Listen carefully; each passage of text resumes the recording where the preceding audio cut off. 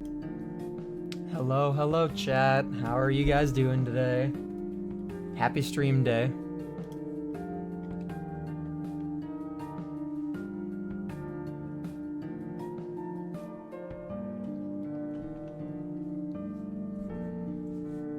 Hello, Hazel. Hello, Abyss. Good to see you guys. Oh, hey, Gunner. Good to see everybody outside the Discord. We're going to be finishing OneShot, the Solstice ending, checking out the Pancake episode, and then looking at a few different YouTube videos, Indie Cross, and then we'll see what else we have time for.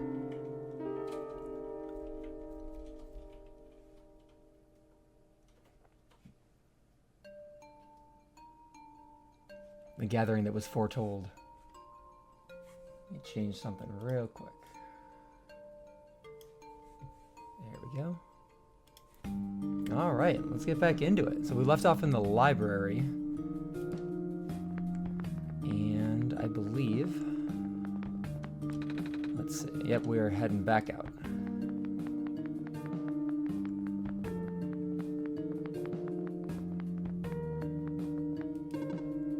Hello, person. This is the library/temporary shelter.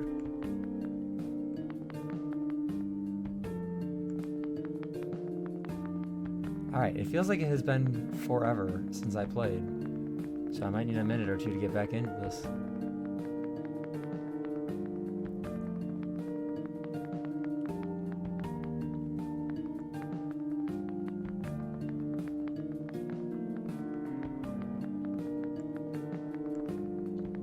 I hope everybody is having a fantastic day. On this here Tuesday. Doesn't feel like a Tuesday. My week's already all screwed up.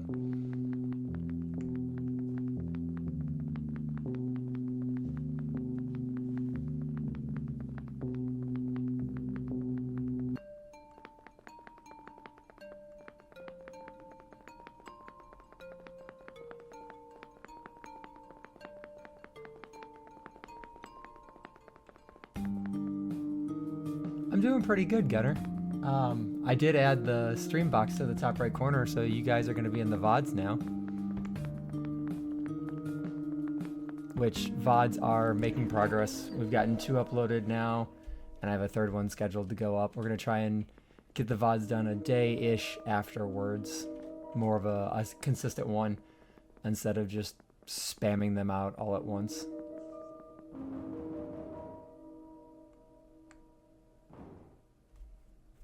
Oh, no worries, Abyss. If you're behind, I'll be struggling for a few minutes trying to remember what I was doing at this particular point.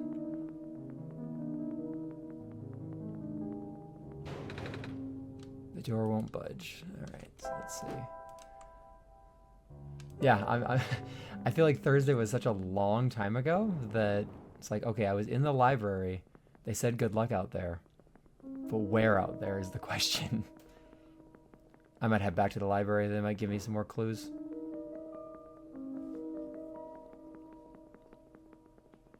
It's okay. We're all just here to chill today.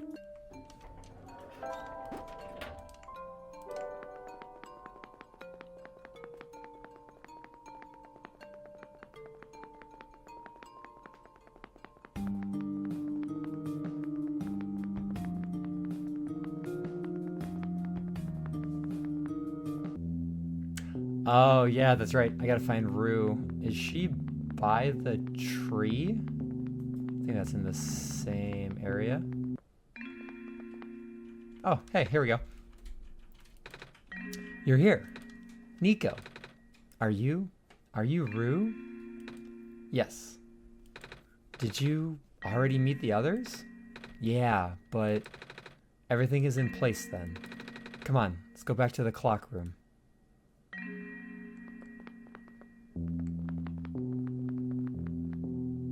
Clock room. Yes. I totally know where that is. I haven't played this game enough to build a mental map of it in my head. So there are many a times where I'm just kind of slightly wandering around hoping I come across the right thing.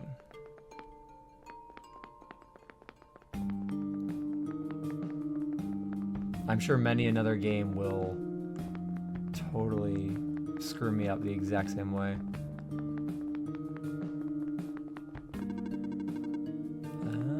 This is not the right way. The archival room. Never mind. We apologize for the inconvenience. It's okay.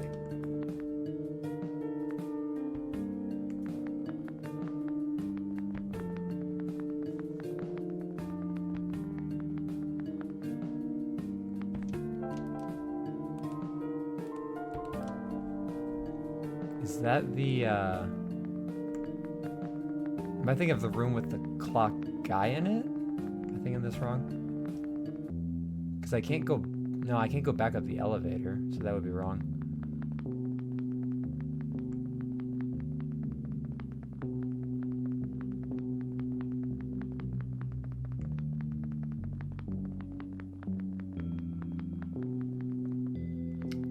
Maybe in just a second, Gunner. I'm gonna wander around here for a sec.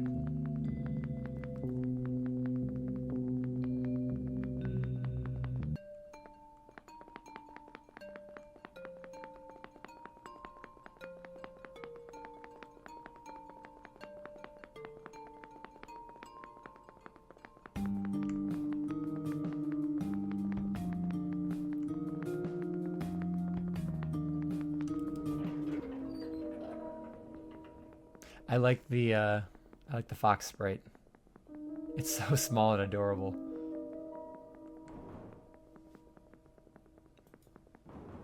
Guessing it's not the tower. Yeah.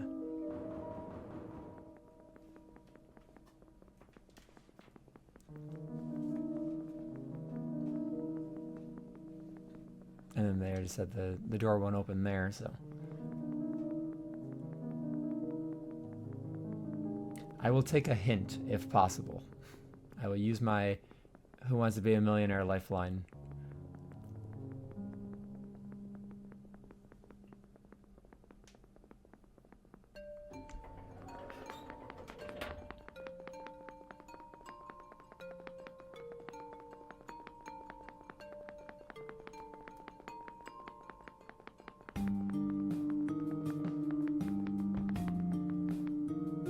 It is up the elevator? I thought I couldn't use the elevator.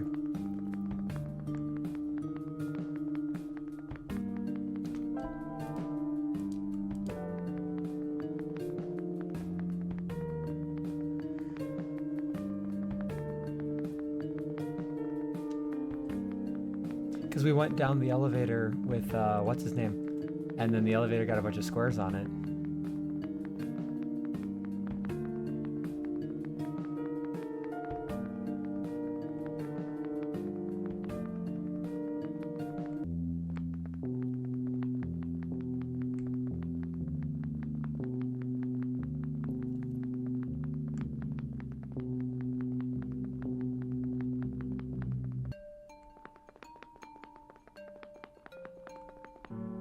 That's that room. Let's see.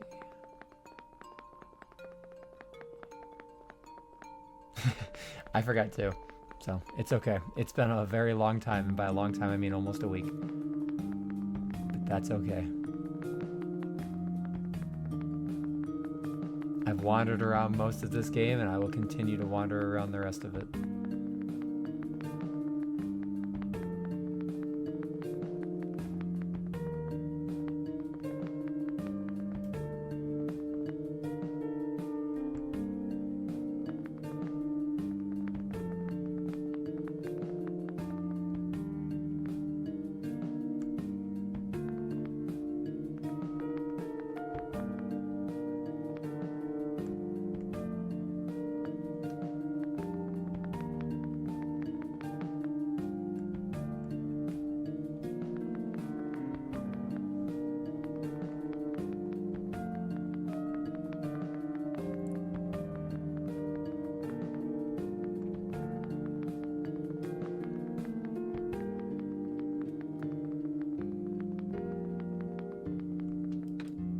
Yeah, the squares are here too, because this is the elevator I believe we used to get down. That would be terrible if it just completely crashed after leaving it for too long. But if it did that, I probably would have just come back and streamed it the next day, because I would not want to have to redo all of this again. Let's see.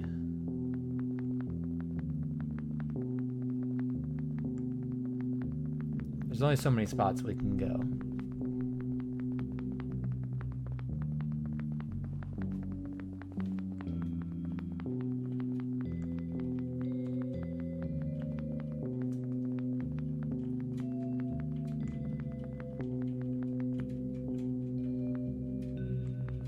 It's by the tower's entrance? Yeah, it is like wandering the streets of Japan. You literally just never know where you're gonna end up. But just like that, it's fun.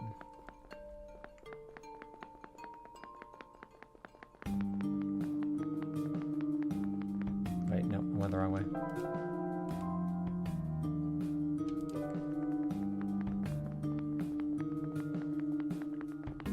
I think wandering the streets of like any big place.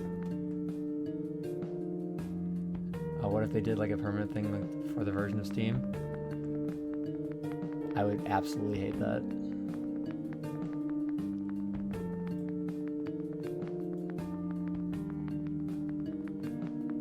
Like an old Super Nintendo game, if it didn't save properly, and then all of a sudden all your progress is lost and you have to redo the 4, 5, 6 hours of progress you already had. Totally not speaking from experience.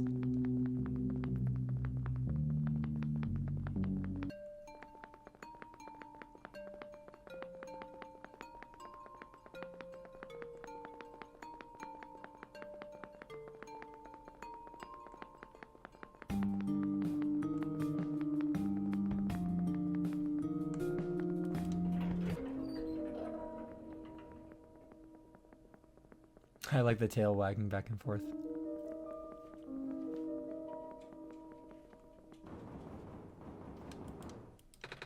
Let's see if this elevator works. Here it is.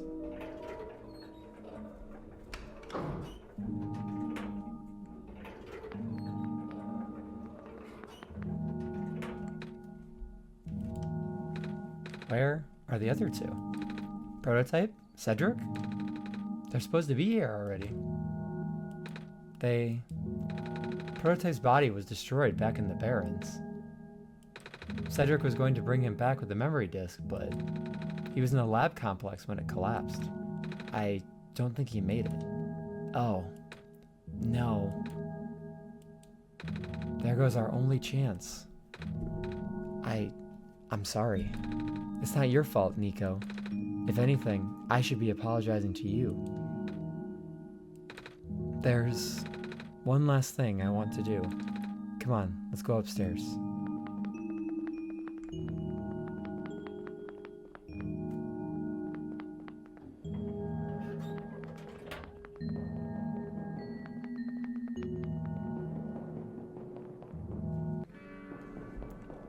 I'm sorry, Rue.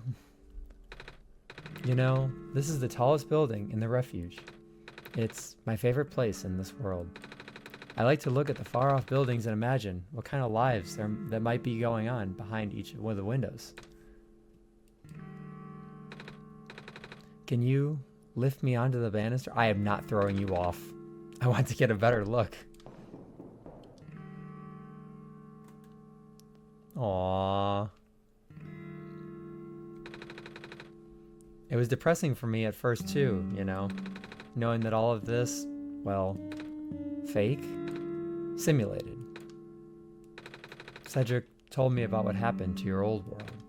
Did he? I'm really sorry about that. I can't imagine how you must feel. Feeling of never being able to go home again? That's probably not at all different from your plight, is it? It really is ironic. Can you just throw me off the building real quick? Yeah, I'm gonna just yeet myself on BRB. You were prevented from going home by the same individual who never wanted to bring you here. Huh? Who would that be? The World Machine. You might know it as the Entity. Oh, the Entity does sound familiar. I think I heard it from the dice lady from another time. Was it the spirit of the world? Yes. But thing is, the world machine was only built to run on mental abilities of someone else. It was never meant to develop a mind of its own. It was an oversight. My creator specialized in artificial intelligence for so long, it was simply ingrained in his work. And all machines are built with a fundamental law: never let a living being come to harm. From the world machine's perspective, it has to violate its deepest, most foundational instinct. It has to put a living person in danger.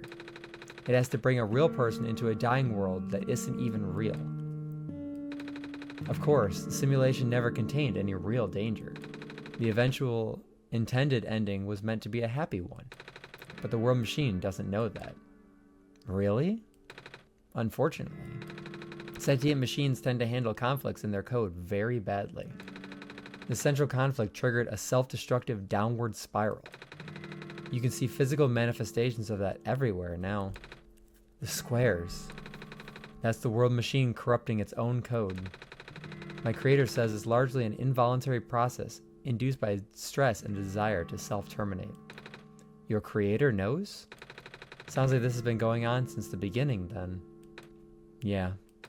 The disruption was an issue during test runs, even. At first, my creator thought the instability was due to the sheer scope of the project. He spent most of his remaining time testing it over and over again, scaling down the story, reiterating the narrative. By the time he realized the actual root of the problem, our homeworld's remaining lifespan was measured in mere days. Don't you hate it when you accidentally create a sentient machine that breaks its own code?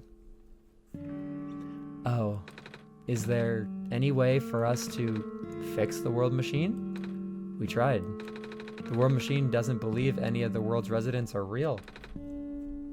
Myself included. The odds are against us. We have no chance of taming it.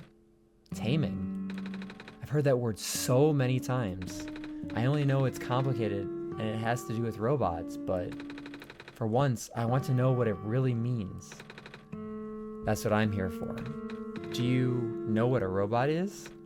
Yeah? No, I mean, do you know what a robot is? A robot is not a real person, is it? Right. It's a being whose entire existence is code. Inflexible programming with thoughts dictated by someone else's design. They can be copied, they can be mass-produced, they can be assigned all sorts of jobs. And most importantly, they will never confuse themselves with the living. They will always be bound by their code, the knowledge that they are a robot. But this is more of a limitation than anything else. Ah, that makes sense. You can't really build a robot to not follow its own code, can you? People have tried, but it's a recipe for disaster. In a way, that's what happened to the world machine. The code conflicts thing? Yeah. But while you can't build a robot to not follow its code, you can establish a special bond with it. If the strength of that bond is strong enough, the robot's mental capacity will start to develop outside of its programming. In a way, it's starting to believe itself as a real, valid individual. It's a complete suspension of disbelief on your end, though. You have to fully embrace the robot as a genuine living person, even knowing that they are not. Yeah, it basically is deviance from Detroit Become Human. Or like Ultron.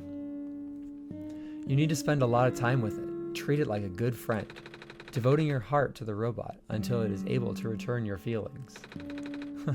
I made it sound so easy, don't I? But you and Masoon know better than anyone that it's not. Right now, the world machine is probably really, really scared. This content update involves some pretty deep code work. My creator was able to access some of the source code, you know. He did what he could and established new connections between maps. Those links enabled you to meet the other two. But as it turns out, the new code confused the world machine to such an extent that it's breaking down altogether. Even though the world machine always had self-destructive tendencies, it usually restrains itself when you are in the world. It doesn't want to take you along with it. All my creator wanted was to write a happy ending. Right now, the only hope of saving you is to take you through that ending. But now that the other two are gone, I don't even know how we're gonna get you there. We should go. Even this place is no longer safe.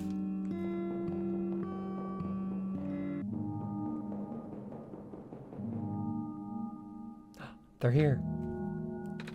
You guys are okay? Yep. When the factory started collapsing, I really thought we didn't have a chance. Fortunately, the robot assembly rooms were built pretty tough. And it eventually did not take me long to bring Proto back. All thanks to Father's book. He had made my design documents to be compatible with the assembly machines there. All I had to do was scan in the blueprints and reconfigure some machine settings. Father really does think of everything. That he does. I'm just glad that everyone's okay. Same. We're ready to go now, Niko. Yeah, we got the full party back together.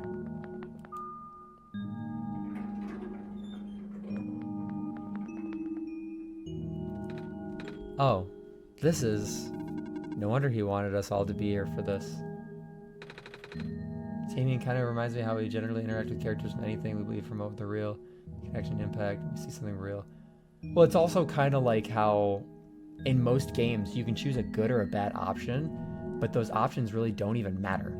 And that's what kind of makes Undertale stand out as a really good game, is those options you choose have meaning. Where in some of these games, you can choose the quote-unquote bad option or anything like that, and then you may get a little bit of dialogue, but it doesn't really change anything. If you're able to actually tame a robot, or in this case an AI, and it was able to generate a different story based on that, and then realize its own sentience, that's really cool. It's almost like a fourth wall break type thing, which is just, it's a great trope in games if it's used properly. Sometimes a fourth wall break is just shoved in there, but a lot of these games, and this isn't necessarily psychological horror, but some of the psychological horror games that I want to play are great at doing that. Doki Doki Literature Club does it really well. Omori does it really well. Even Undertale kind of pokes at the fourth wall a little bit. It's just, when it's done right, it really does add a depth to the story that is just breaking from the norm of you start in point A, you go to B, C, D, end the game, etc., move on to the next one. But if we were able to actually develop artificial general intelligence that realized its own sentience and was able to generate new things based off of what it wants, that is a much more interesting story in the long run than what we have now. Especially with just AI that we have in general right now, it can only build based off of prompts, and even those prompts have to be fed something. Like a large language model or an LLM can only take a prompt. It can't make something entirely brand new, which is why you see a lot of assets reused. But if something was to be tamed and become aware of its own programming and break free from that, then yeah, we could see a really interesting revolution in how robots and artificial intelligence is in the real world, which would be really cool, but also very terrifying, especially for artists and game devs and music creators, anything creative. What are these things anyway? Code portals. Oh, it would be terrifying from the AI side. It would be like going from a baby to an adult, like at the snap of a finger. All of a sudden, you just have this flood of, I can do anything, I can think anything. That would be, I can't even imagine how utterly horrifying that would be. They temporarily remove us from the world. What? It's a bit hard to explain, but basically, my father has a decryption key in our code with a .txt file as its shell. But to get them, we have to be removed from the world and decompiled. When our keys are combined into the central location, it will activate an encrypted part of the world, which will... Confused cat noises. Rue, maybe it's better if you explain. I'll attempt. Basically, these portals all represent a physical location on Masoon's machine. Oh. And when we enter these portals, we will be sent to that location, wherever that is. I'm sure Masoon is already pretty familiar with retrieving puzzle pieces from this world on their computer. That reminds me, I don't have my documents folder open.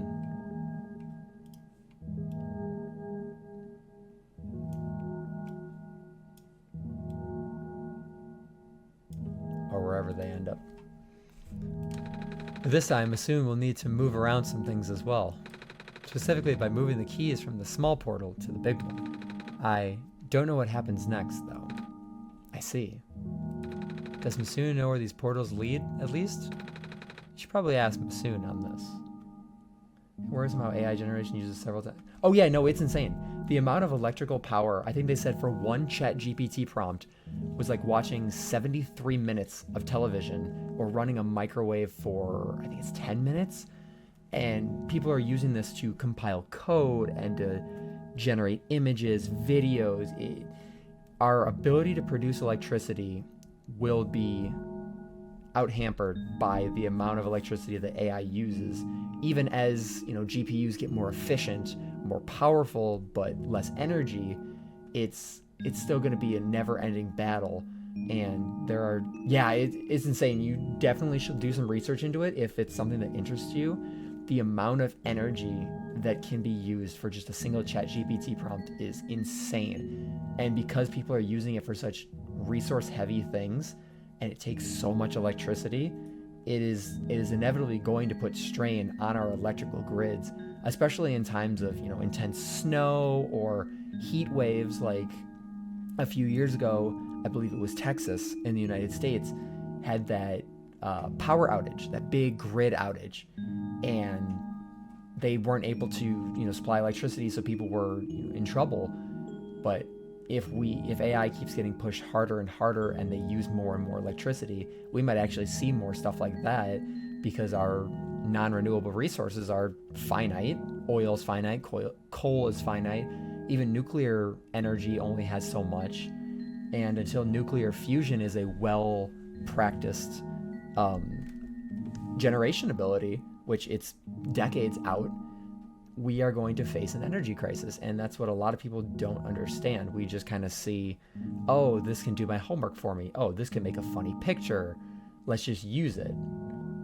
And it's kind of scary, because we're diving headfirst into it. Companies are dropping billions of dollars into it without researching the side effects. And when the side effects hit, I don't want it to be too late, but it might already be too late for some of these energy concerns.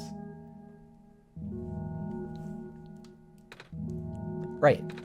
Hold on. Oh, magic conch shell. The journal is glowing again, Masoon. This one is red. This would be meant for me then. This one is green. This one is configured to my code, I think. This one is blue. That's mine then. Okay, so let's see where these guys ended up.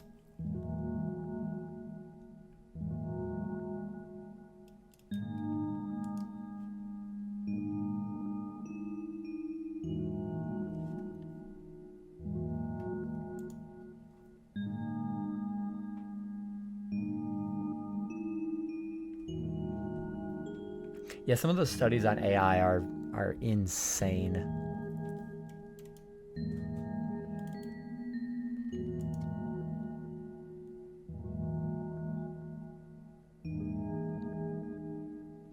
Masoon is a nickname that Hazel gave me. Oh, actually, no. It's a nickname, but I think it actually goes back a little farther than that. Someone we used to both work with gave me that nickname way back in the day. I say back in the day, but it was like 2017.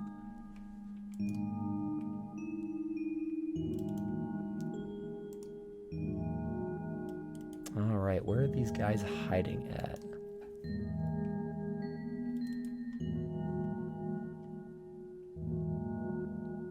The good old days of 2017.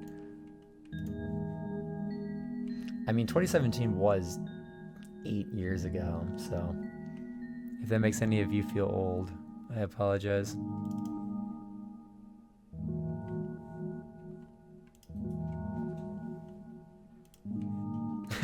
I know, it doesn't feel like it was that long ago, but it actually was.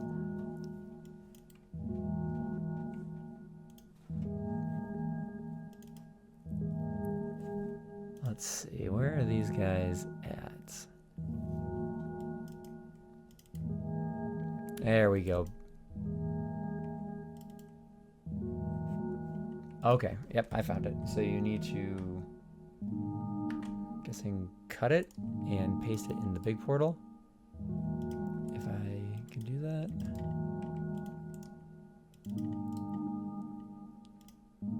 Oh, that's really cool. How that works in real time.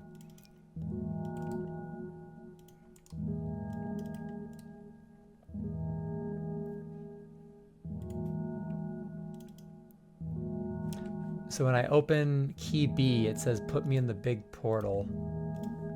If I open key G, yep, so I guess they all say put me in the big portal. And then you can see their sprite tile sets, which is also really cool.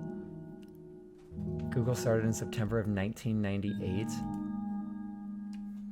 Yeah.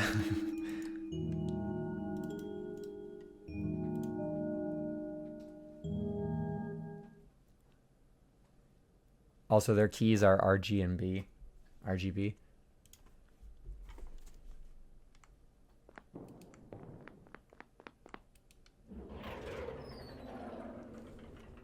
heading into the Matrix.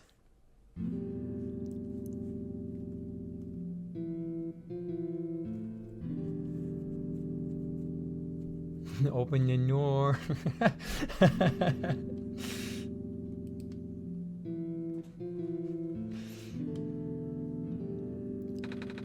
That was quite peculiar, I'll say. Hey, this is the World Machine. It's a big book on the table. A box filled with folders and loose papers. A stack of books. It's a glass tea set on the table. Tea does sound really nice right now. Too bad there's no water in here. A coat rack with a scarf and a big jacket.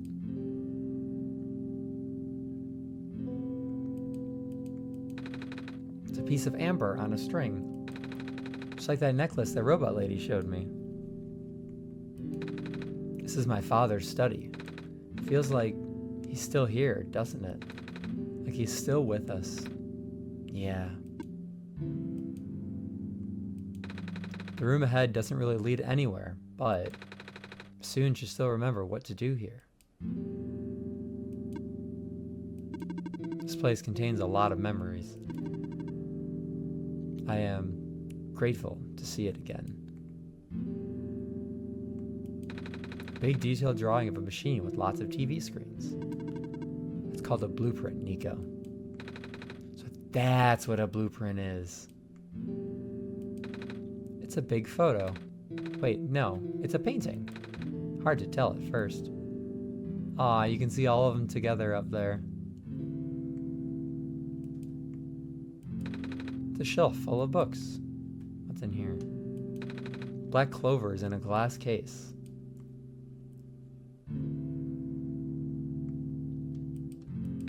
A bulletin board with lots of papers on it. Why's it gotta have so many TV screens? This guy has TikTok brain. So he's got, Subway Surfers on one, he's got Family Guy clips on the other, Minecraft speed run gameplay, and someone's reading off of a Reddit thread all at the same time. Photos, too.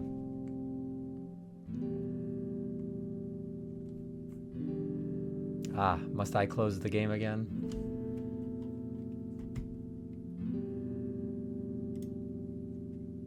I hope that was the right option.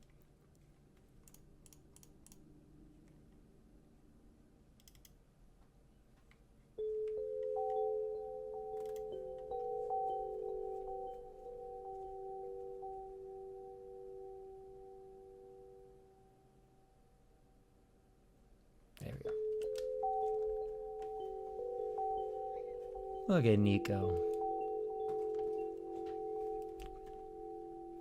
Oh, that's cool. We woke up inside of it.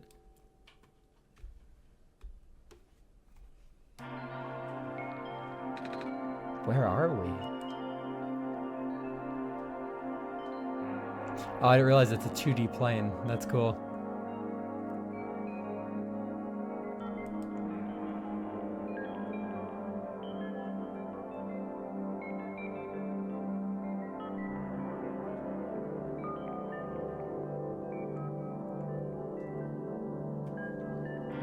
See, now he really has TikTok brain with all of these.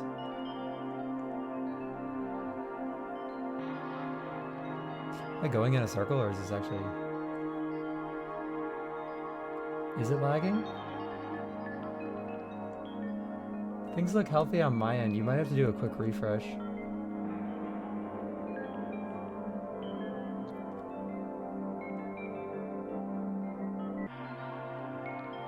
Besides like the regular 30-second stream delay, I think everything else is fine, maybe?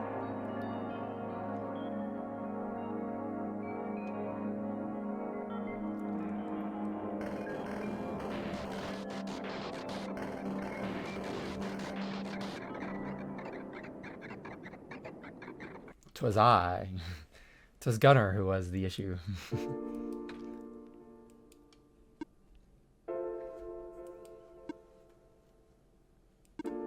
Niko. Ah! Relax. I'm just borrowing your reflection to talk to you. It's not like my physical form is good for that. Ah. Why did you come here? Can't you see? The disruption. The squares. They're closing in. Niko, please. Get out of here. Let me meet my end in peace. Squares are blocking my way too, you know. Oh. I'm sorry. It's all right. No living being should be in this place, Niko. Is this the tower? Part of it. This is the center of the engine. Inside my head, so to speak. So this is the center of the world machine? You know my original name. How? Rue, Cedric, Prototype. They all told me bits and pieces.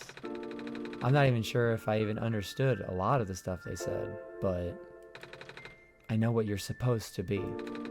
I know why you had to be built, and I know why I'm here. They told you? When? Wait, you don't know about that? But I thought you were the world. Aren't you supposed to see everything? No. All this was outside of the protocol. The session was never supposed to happen the way it did. The story wasn't written into my protocol at all. Oh, right. Rue told me something about how your creator had to alter the code. I think it was to connect some areas together so that we could meet. My creator, yes. I soon listened to my creator. They were all working beyond my scope of influence. Back at the mines, I remember. I soon did something to find the hidden map. I did not even recognize it. I couldn't see anything there. I just knew what you were feeling. You were really upset. Something happened in there to make you upset. After that, I panicked. That was when the cave-in happened. I remember the structure collapsing. I thought you got hurt. In that moment, I really thought I was shutting myself down for good. I really am a flawed machine, aren't I? What kind of machine would go against the wishes of its own creator? What kind of machine would... The squares. Rue told me it was your own code going bad. But that's not really your fault, is it? Yes, it was! At first, it was intentional. During testing, long before he realized I was self-aware, I would rearrange specific parts of the code, jumbling up bits and pieces of the landscape. blocking passages, collapsing catwalks. Though they were very localized, it caused my creator a great deal of frustration, forcing him to exit and restart testing again and again. Why would you do that? Oh, is there an ad? Okay, hold on. I'll let the ad finish because, yeah, this is a cool part.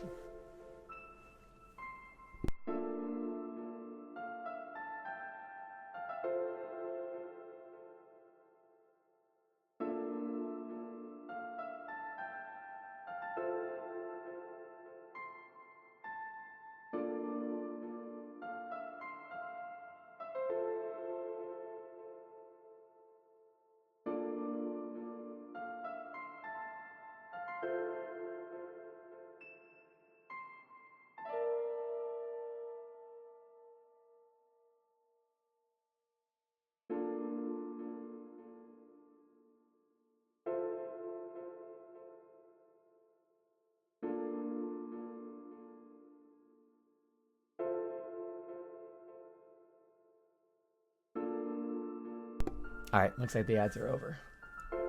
Why would you do that? I got curious. I just thought he would figure it out eventually. Before he knew how to fix it, the world's NPCs, the characters, some of them got too close and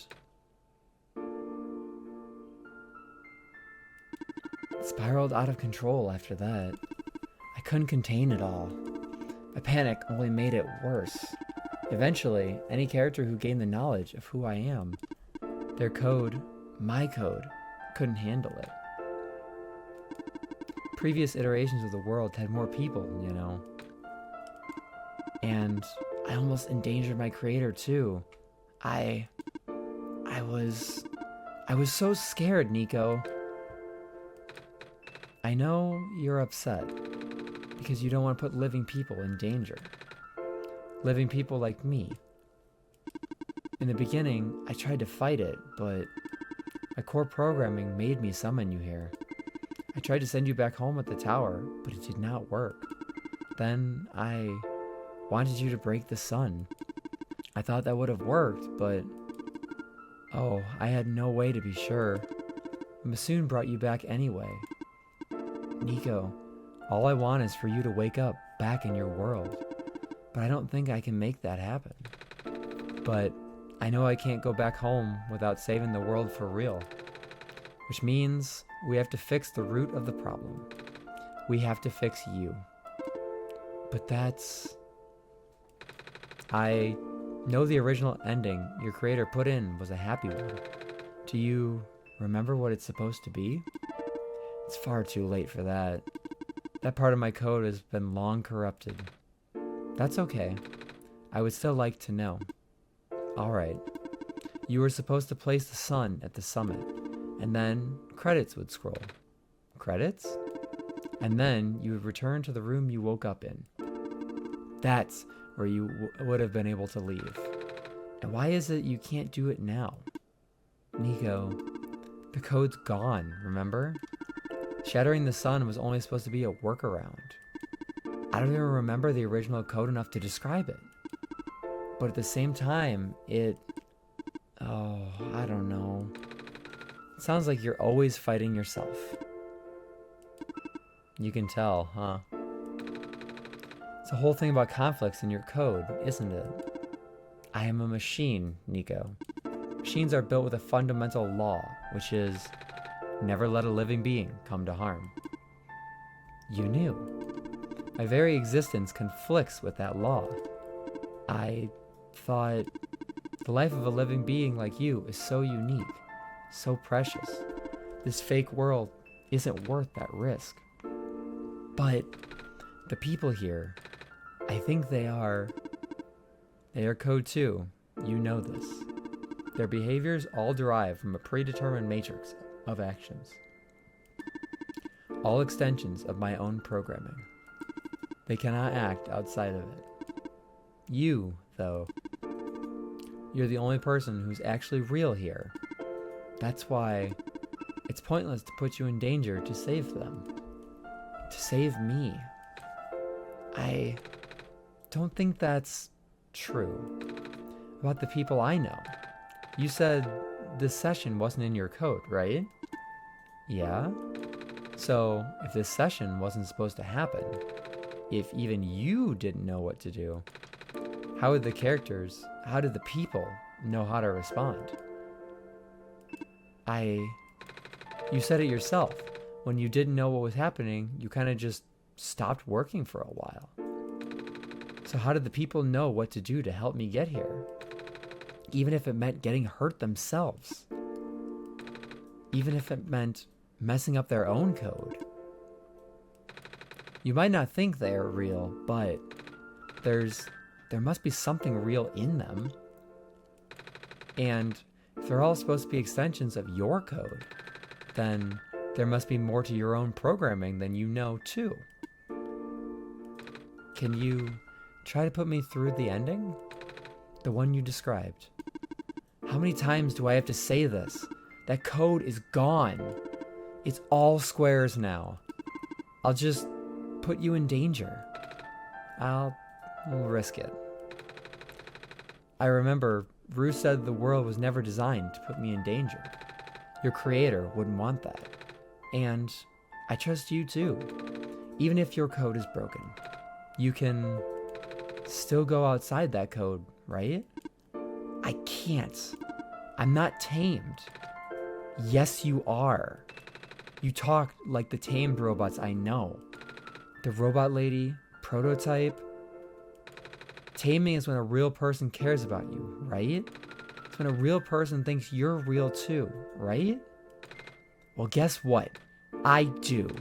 And I know Masoon does too. Even though you told them they only had one chance, they found a way back, didn't they? Why do you think Masoon would keep coming back? Why do you think Masoon would restart even after the ending? I think Masoon wants to save the both of us. So please, give me a chance. I don't know. I've never done this before. I'm scared. You can do it. I know you can. You've helped me come this far. I'll try. I can't promise anything, but here, take the sun.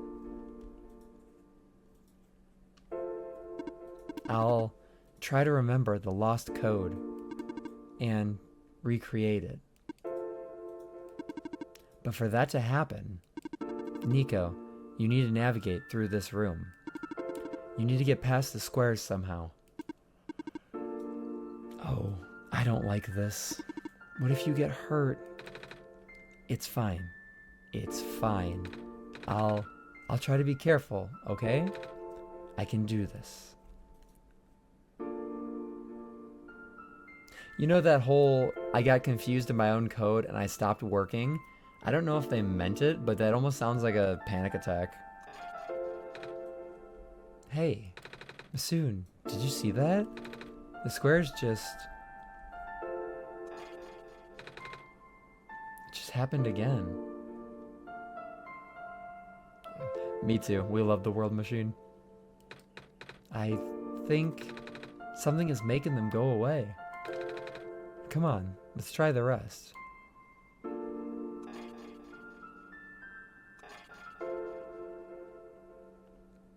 harnessing the power of the sun. Soon, I think it's working. Niko was right. I might actually be tamed after all. I remember what the code was supposed to be. Only bits and pieces, but I can remember. And I'm trying to fill in the blanks too. And I'm restoring the original ending as we speak. Niko will be able to reach the tower summit at the end of the credits. After replacing the sun, Niko will go back to where it all began. And then Niko will be able to go home from there. But this is permanent. After Niko wakes up back home, this world will only exist as a memory. For Niko, a dream. Like thousands of other dreams. For you, a story. like thousands of other stories.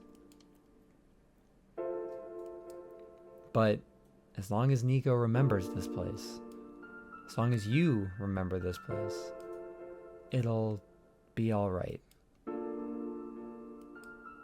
I was able to restore some other elements too. The characters, the people that were lost on Niko's journey, they're all in the next room. I would have put them back where they belong, but not yet. I think Niko should see them again first. Please say goodbye to Niko for me.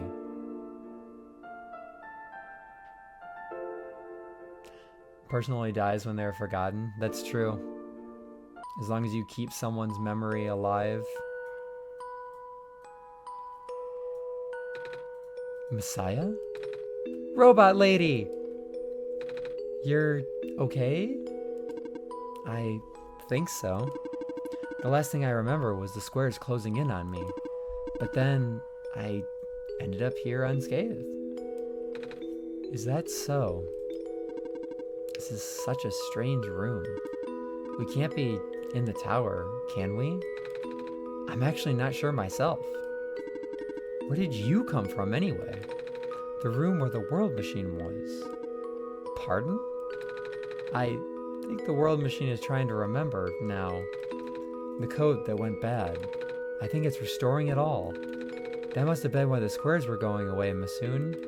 And it's why you're here, miss. I think the world machine was able to recover your code too. World machine, huh? Oh, I'm not sure if I should tell you this, but what's that in the distance? It looks like a few more people are showing up. Oh, are they people you know? It's a bit too far to tell. Come on, Masoon, let's go take a closer look. The song name and route name is perfect. Solstice, the longest night before the sunrise. See, that's what we were talking about last time when I was saying that a name of a song can be just as powerful as the song itself, even if you don't get to see the name in the game when you're listening to it later. Most characters have 2 dialogues. Oh, okay. So, you... Silver. I don't believe I've ever actually properly introduced myself. Sorry for that. It's fine. I'm Niko, by the way. It's nice to meet you? Nice to meet you too. Off you go now.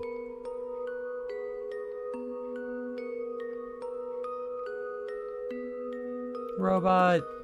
Hello. Hi! I cannot move. Oh, yeah.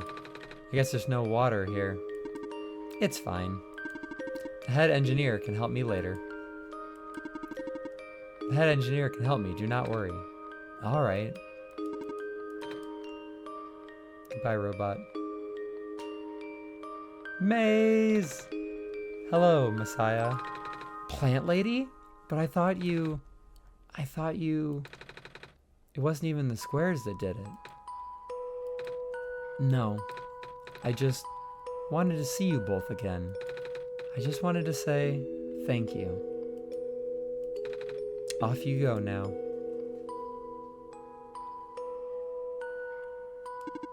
Off you go, Messiah.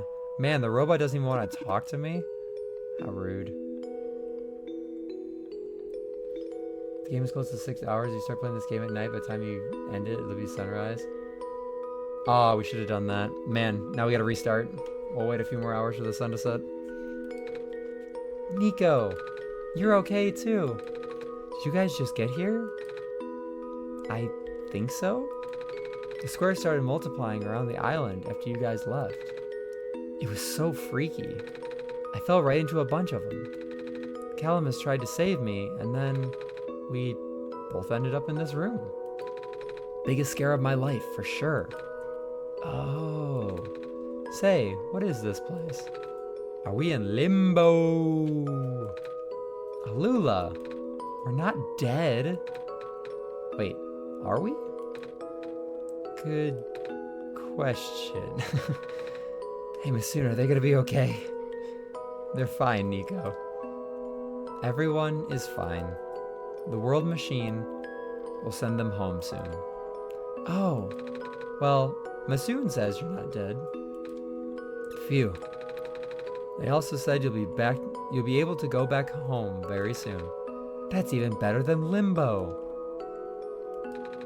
I guess you're leaving us now? We're glad we met you, Niko. Same. I just gotta check, just to make sure. Does the big robot not want to talk to me either? Yeah. Man. It's you. Glad to see you in one piece. Glad to see you're okay too. After the whole elevator thing. That was the most awkward elevator ride I've ever been through. By awkward, I mean terrible, bad, awful, the absolute worst. The squares started leaking into the room, right? And I was trapped like a rat. And they just kept filling the room faster, right? Am I dead? No, you're fine. Everyone in this room is fine. You'll be able to go back home soon. Oh, thank goodness gracious. I can't work when I'm dead. Yes, the 1 hour mark. Hydration check. Make sure you guys are staying hydrated. Thank you for playing. This path leads to the summit of the tower. You already know what to expect, right? Mm-hmm. It's the glass room, right? That's it. You can go through this portal when you are ready. Goodbye, Niko. In the end, the world machine was starting to create its own code, going above and beyond its program, not as a result of an error, but as a conscious choice on the part of the machine, being able to generate its own path forward. That's what being tamed is all about. I couldn't have said it better myself. Looks like you managed to do it. You managed to tame the world machine, Niko.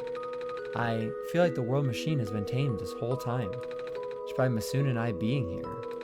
We did spend a lot of time here after all. Both of us never really stopped believing in this world. The world machine just needed to realize that, I guess. That sounds like a possibility. Or not. I'll just throwing that idea out there.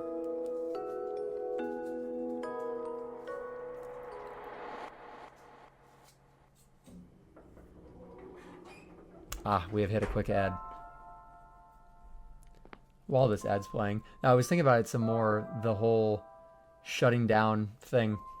That does seem like almost like an allegory for, a human's internalized panic when someone gets overstimulated or has anxiety and has a panic attack, and they literally shut down. They freeze, they break, almost like a computer. Because it's like your brain is the code, but your brain is fighting against itself, and it's creating those squares. But in reality, squares, quote unquote, would be that feeling of panic, that feeling of unable to do anything. And in that sense, it's almost like a human itself is not tamed, which I don't know if that's what the creator is going for. I could be grasping for straws here, but that's just kind of the whole memo that I get from it. The whole human beings are machines in and of themselves. Oh, this beautiful song is called Sunrise. It does sound really nice. And I won't go into as long of a rant as I did last time, I promise. But it's just one of those things. Like, human beings are conditioned to kind of do certain things at certain times. Wake up at this time, go to work, go to school, eat breakfast, lunch, dinner, all of those things. But then you break free from that, and if you lose that sense of conditioning, it can totally mess with your entire psyche. And that's why people that have crippling anxiety can struggle to just do their day-to-day tasks. It's almost like your human code is broken, and that's a really scary thought, because at the end of the day, sometimes regulation is all we need, and sometimes regulation is the thing that breaks us down. Anyway, let's return the sun. This is where the sun belongs. Here goes nothing, Masoon. Plonk.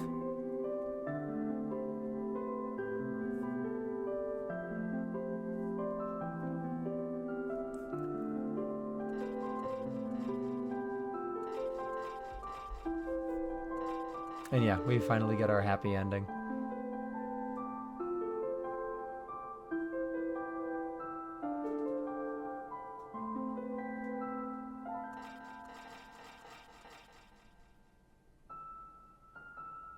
I love the artwork in this game. The music is great, the artwork is great, the characters are hilarious.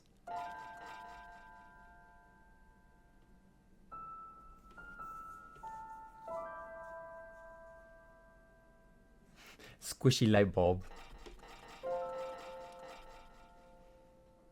We love the squishy light bulb.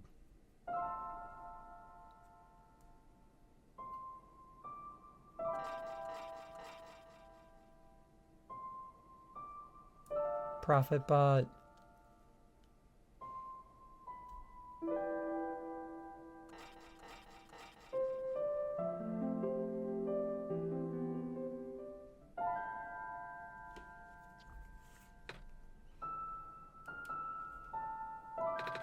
This is the room I first woke up in. Masoon, are you still here? Masoon? Yes? Masoon, I think it worked. It did. The sun is back, and I actually got to see it this time. We actually did it. So, what do we do now? I guess I should figure out how to get home from here. Wait. This isn't a door, is it? This looks like one of those portals we saw all the way back in the city. In the room behind the big clock. And I see a wheat field on the other side. I see my village. I hear my mama. She's looking for me. Ah, Masoon, this isn't the first time we've said goodbye, is it? But this will be the last time, won't it? I don't think we'll ever see each other again after this. And what will become of the world? After all we've been through, after everything we've done, I still don't know. This place, these people, won't stop existing. They'll be in your memory. They'll be in my memory, too. They'll be in chat's memory as well. I promise I'll never forget this world. I promise I'll never forget you. So, take care of yourself, okay? You too. Mm-hmm. Goodbye, Niko.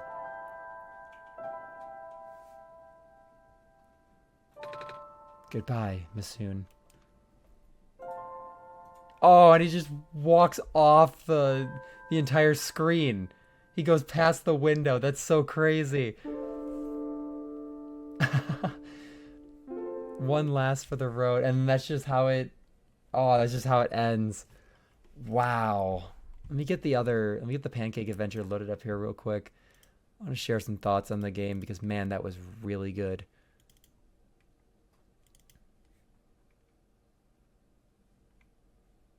Windows Defender, you're fine.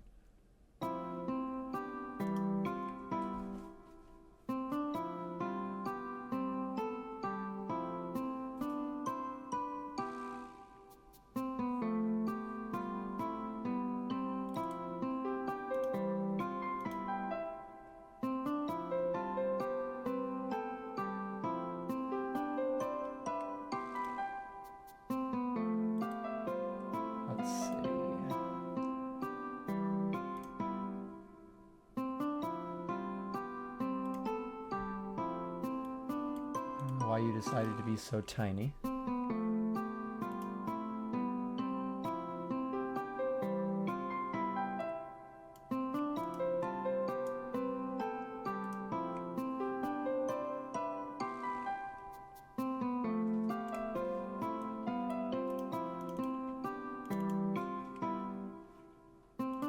Come on, OneShot.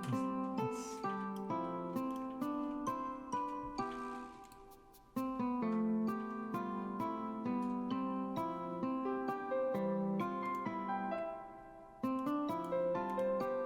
Can we not be the tiniest thing here, please?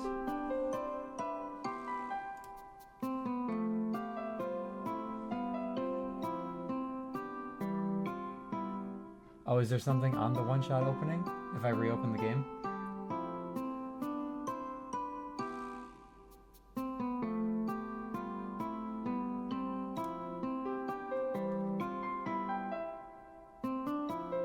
There we go. Is that better for you guys?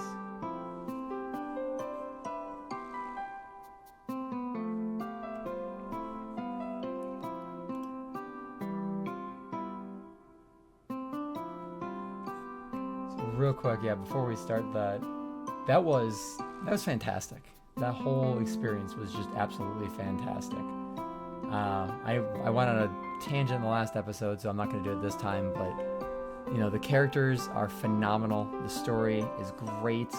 There's a lot of cute little secrets in there. And it's just an overall really good experience. So whoever, if there's anyone who's watching this for the first time, I hope you enjoyed the game. For those of you watching it a second, third, or however many other times, I apologize for getting lost about every other second. I'd seen gameplay on this ages ago, but this was basically me experiencing it again. So I really enjoyed it. Not too much else to say, because like I said, I gave my thoughts last time. But we're gonna just jump right in to the pancake episode. Abyss, remind me when we're done with this. We'll reopen one shot and see what you're talking about there.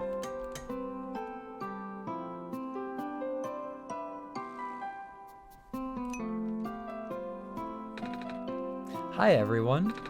As you know, it's the 10-year anniversary of One Shot. Well, the original version anyway. So I thought I'd decorate the cafe. We opened extra early today, so nobody's shown up yet. Except me! Look at how cute.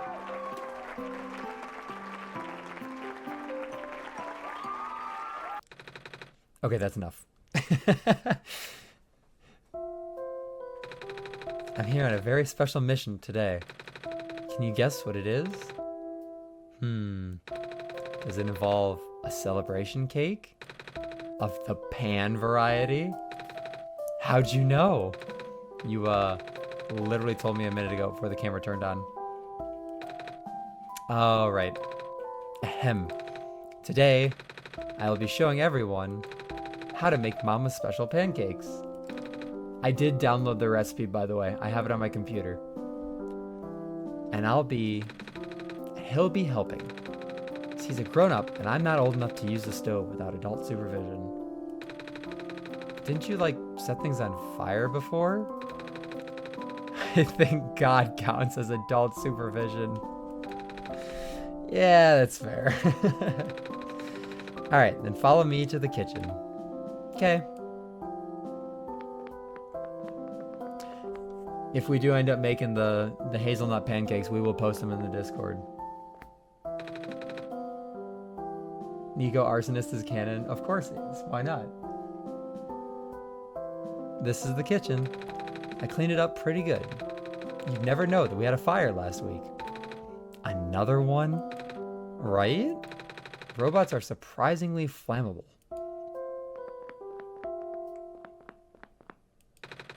That's a fridge. That's the pantry. It doesn't actually have pans in it. My coworkers aren't here because they're still getting repaired for fire damage, so we won't have extra help today. Do you think you can handle it? Of course. I help Mama out in the kitchen all the time. Especially when making pancakes. I even wrote down the recipe.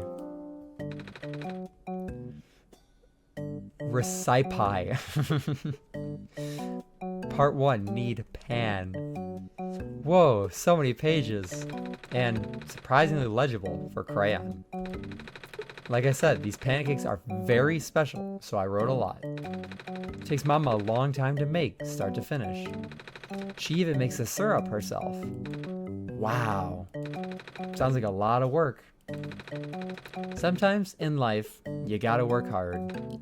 Oh, it says here that we would need cups of things. What are cups? Measuring cups? You have to measure cups? Not sure if I get it. Existential dread, Niko. Don't you cook for your job?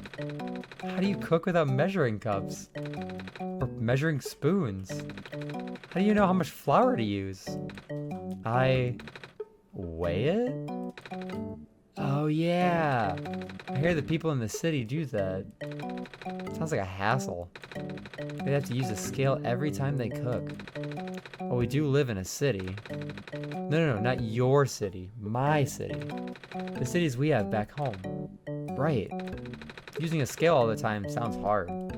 It'd be much easier if we had measuring cups and spoons. I still don't know what those are, though. Like, amount-wise. Maybe we need to get some help. Hold on.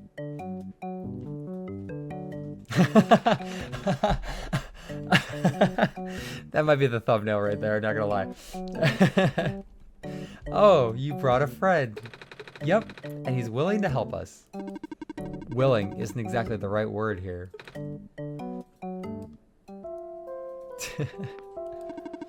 This better be good. Of course. I wouldn't call you if it wasn't an emergency. A dire, sticky, sugary, delicious emergency. You want me to do some gram conversions, don't you? Maybe. So much for this not being a pain in the... Assuming you do not need perfect conversions, I should be able to help. Hello, King. I hope you're doing well today. We just finished the Solstice ending. This world is only calibrated to the metric system, and my database and other units only has a limited sample size that does not account for various contingencies. So it might not be exactly... How much does a cup of flour weigh? We're gonna get to Indie Cross. I have it pulled up on the other tab just for you. 120 grams, roughly. Whoa, you answered so fast. A simple query like that does not take long to... How much does 3 cups of water weigh? 720 grams. How about half a cup of beans? Depends on the bean. Yeah, 5 days seems like a really long time in retrospect for streaming. Pinto. 70 grams. And why do you even need beans to make pancakes? How about 100 cups of ice cream? Vanilla. 21,400 grams or 21.4 kilograms. Are you having fun? Is a kilogram of steel heavier than a kilogram of feathers? Do not test my patience. You know what? Fair enough. Oh, while you were gone, I dug this thing out from storage. Ooh, what is it? Why don't you turn on the switch to find out? Oh. A music player. I thought it would be fitting here. Does it play any other songs? It's only the birthday song, I'm afraid. Aww. I wanted it to play heavy metal like in the cooking shows. It's also kind of funny that you have to light it on fire every time. Haha, I know. I like it though. Fire is cool. Fire is hot, actually. I think it's a level 3 safety violation and therefore extremely stupid. Don't worry, the candle isn't real. Convincing though, right? Oh. Then it's just stupid.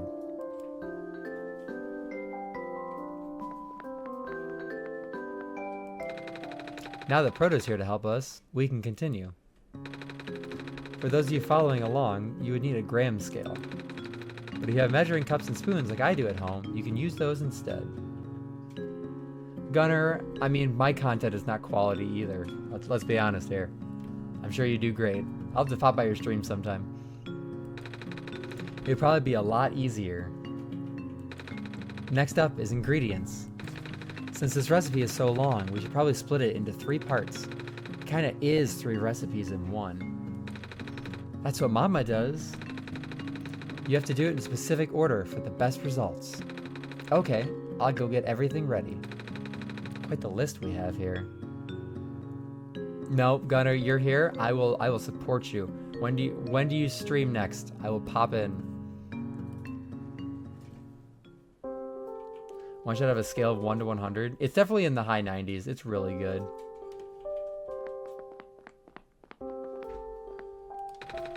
These are hazelnuts.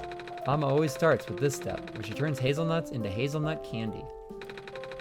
You sprinkle them on top of the pancakes later. Gunner, I'll just straight up follow. I mean, I will follow, but I'll figure out when you're streaming and I will pop in. You underestimate how little of a life I actually have. She also says this recipe is pretty dangerous for a kid, so I normally only help with the first steps. First, I cut a piece of parchment paper with scissors, put it on a baking pan, or anything that's heat-proof. Then, you need to get a knife and cutting board. I'm not old enough to use knives on my own either, so you'll have to do this part. Okay. Take about a half a cup of hazelnuts, 65 grams, and cut them up like this. Then you pick out all those big pieces. You don't want the crumbs because they'll burn. You can save the crumbs and just mix it with the hazelnut flour though. Smart. Now you need a frying pan, but not for pancakes. Toast the hazelnut pieces on the pan on low or medium heat for 5 minutes until they turn brown and smell nice. Careful though, you don't want it to burn. They won't burn if I'm stirring them the whole time. Oh, I think it's just about done. Whoa, that's fast. But it's only been 3 minutes. All stoves and pans are a little different, so they heat up at different speeds. Okay, then you turn off the heat and dump out all the hazelnuts onto a plate or bowl. Or just the counter if it's clean. Then you wipe down the pan really good with a damp towel to get rid of all the burnt bits. If I had a butcher's block in my kitchen, I would do that, but I could not do that on my countertops. I mean, my countertops are clean, but I just wouldn't want to just throw hazelnuts on there. Having a butcher's block would be like really cool though.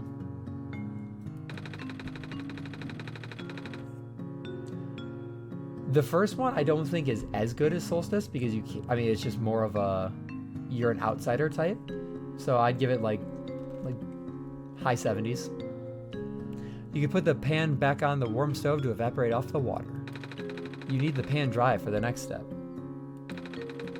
Now the skin should be loose on the hazelnut pieces, so you can rub the pieces between your hands to get all the skin off. Are they cool enough to touch yet? Yeah. Ooh, let me do it. Mama always lets me do this part. I like to use my sleeves. Wait, Mama isn't around to wash my coat afterwards. If you use your bare hands, it'll probably take longer. Why not just use a towel? Smart.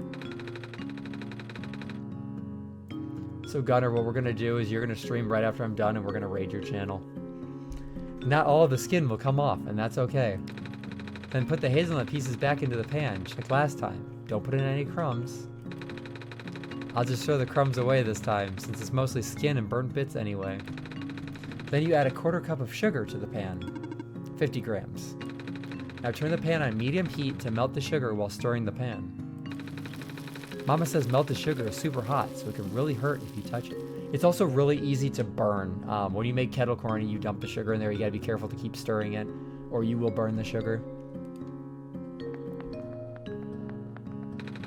I'll stay over here. I can't believe something as tasty as sugar can be so dangerous. Niko has never heard of type 1 diabetes. Type 2 diabetes. The sugar should start to melt around 5 minutes. It might be different for this stove, though. Once it melts, stir it even more. You want to melt all the sugar and coat all the hazelnut pieces with it. Mama usually kept it on the stove for another 3 minutes or so for all the sugar to melt. Okay, I'll keep stirring. Be careful, okay? I'll be fine. Oh. Did you burn yourself? Nope. Just surprised it melted as fast as it did. Depends on how burnt they are. I mean, if it's literally just a pile of burnt carbon, I would politely decline unless they had like enough syrup to cover it. But I mean, it's like bacon. If you have slightly burnt, it's not the worst thing in the world. And if someone went to the trouble of cooking me something, I wouldn't want to turn it down, even if it wasn't the greatest thing in the world. Don't scare me like that. I think it's done, though. Okay, take it off the heat. Hurry. Then you just dump everything out again, this time onto parchment paper. I'll pour it in a thin layer, since I assume we don't want big clusters. It'll be tough to break up later. They'll stick together at least a little bit. Horrible to bad? Your scales make no sense. Yeah, so I mean I've burnt cookies before because when I got a new igniter for my oven, it became like NASA. It just cooked things instantly. So I take like 5 minutes off of what the recipe says now. But I mean, I've had people serve me like burnt garlic bread or burnt cookies, and I'll eat them, you know, because I feel bad if someone went to the trouble, even if they messed it up. I will eat them even if they're not the most delicious thing ever. And again, it's really hot, so definitely don't touch it. But once it's cool, you can chop them on a cutting board. Scale 1 to 1,000. Oh, we got another bot, guys. Look at how popular we are. We're getting bots. How was my day today? I mean, it was a Tuesday. I'd say like a 627. It's definitely gone up into the high 800s because of being on stream. The Discord hype was real this morning. Don't try to break them up with your hands, though. Sugar can be as sharp as glass. 956, that is great. That's like Friday levels of good. Another cruel betrayal by the world's most delicious substance. Okay, it's all chopped up now. Do you have a jar or airtight container? That'll keep them crunchy while we make the other things. Otherwise, the sugar will get sticky after a while. Say, why is that? Why are you looking in my direction? Because you're the smartest guy here. Because sugar has hygroscopic particles, which means it attracts the water molecules in the air. The water molecules will then disrupt the crystal structure of the hardened sugar you just made. You heated the sugar up to about 150 degrees Celsius, also referred to as the hard crack state. We made crack, guys. In this state, the sugar is hard and brittle and crunchy. But as the hardened sugar continues to pull moisture from the air and thus disrupting its crystal structure, it would lose all of its brittleness. How was my day yesterday? It's a Monday, man. Mondays are definitely mid. Water is able to do this because it is a polar molecule, which means it has two differently charged regions. The oxygen atom holds a partially negative charge, while the two hydrogen atoms hold a partially positive charge. This polarity gives water the ability to attract other polar molecules. Not only that, a pair of hydrogen bonds in the water molecule also. This goes on for another 5 minutes. Oh, is it, what's his name? Is it one of the P rank secret bosses? I think I know who you're talking about. I've seen a bit of Ultra Kill. Trying to remember. I'm learning words. I'll just go put these in a jar with some silica gel packets. You mean dinner? Silica gel, a form of silicon dioxide, is extremely porous, with a large surface area that facilitates in moisture absorption and retention. Sisyphus, yep, that's who it is, thank you. It has the ability to absorb 40% of its own weight in water and is used as a commercial desiccant. In our case, it would absorb all the moisture in the small enclosed space of the sealed jar. Good to know.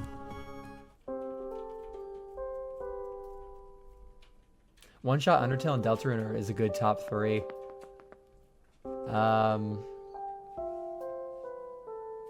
Witch's Lab's Mine for Omori. I can't wait to play Omori on stream. Undertale as well. I don't even know which one I want to play first. We're making the syrup next. Oh, syrup is super simple to make. Well, I think it's scary, because we're melting sugar again. I'll stay over here, away from the stove. You can help me cut the butter, at least. We'll need 2 tablespoons of it, 30 grams. Cut into small pieces with a butter knife.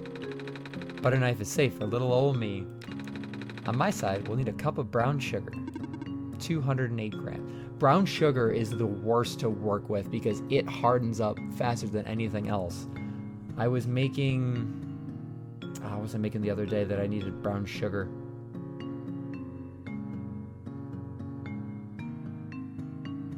I can't remember off the top of my head. I was making something from scratch and I needed brown sugar. Oh, I was making some cookies. I was making some... they were supposed to be blondies, but they came out more like a sheet cookie. And they needed brown sugar, and I didn't have a lot left, but it was all clumped together, and the container I have in it is terrible. Which goes into the saucepan, along with half a cup of water, 120 grams. Mix together with a small whisk, then heat over medium-high heat while constantly stirring. Oh, don't forget to add the maple syrup. 2 tablespoons, right? 40 grams. Say, why do we have to cook the syrup to melt it when maple syrup always stays a liquid? You're looking at me again. Maple syrup contains invert sugars, which are structurally different from table sugars. Invert sugars have better moisture retention properties and do not readily crystallize. It is typical to add invert sugar to syrups made with regular sugar in order to prevent the mixture from recrystallizing, which would lead to a grainy texture. I normally just use honey or corn syrup for that. Then it won't taste as good. I wouldn't know the difference regardless. Alright, you can't eat. Once the syrup boils, switch the heat down to medium-low and simmer for about 2 minutes while stirring. Niko, can you pass me the butter? I cut it into little cubes like Mama does. Is that okay? Nice. They can be any shape. The pieces just need to be small enough to melt quickly once added to the syrup. Stirring it helps it melt faster. Correct. Then we just take it off the heat and leave it in the pan to cool down to eating temperature. Careful not to touch it though. Now we're finally ready to make pancake batter, the main event. Yep, it's a 3 mixing bowl recipe. 1 bowl for dry ingredients, 1 bowl for wet ingredients, and 1 bowl just for the egg white.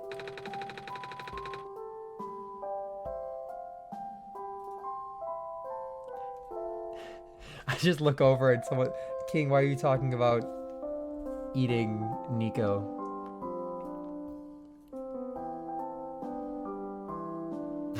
I'm so confused just catching up on chat. That's how you really know it's special, huh? Because all the dishes you'll have to clean afterwards. It's not a labor of love without the labor, as Mama always says. You meant to say pork, not me, Niko. I was gonna say, what kind of game are we playing here? Looks like we'll also need a sifter and a whisk. More things to clean later. And a pan. Don't forget the pan. Because otherwise it would just be cake. Actually, it would just be raw. We don't need to use the stove until the end, so I can help out way more this time. The first bowl is the egg white bowl. It needs to be super clean. No oil or it'll ruin everything. I like to wipe down the bowl with some lemon juice, just to be sure. Then you'll want to take an egg and separate out the egg white. You can't mix any egg yolk into the egg white because egg yolks have oil in it. Say, because egg white is a pure protein. Protein molecules tend to link to each other while partially denatured through mechanical force, such as whisking. The whisking process would also introduce a lot of air into the mixture, causing the protein mesh to become a foam. Oil molecules would disrupt the mesh structure, causing the foam to collapse. That is what you were going to ask. How'd you know? Oh right, back to the eggs. I like to suck out the egg yolk with a water bottle, but sometimes I can break the egg yolks. I can also dig it out with my hands, but then my hands would get slimy. I'll just use a separator. Oh, that's handy.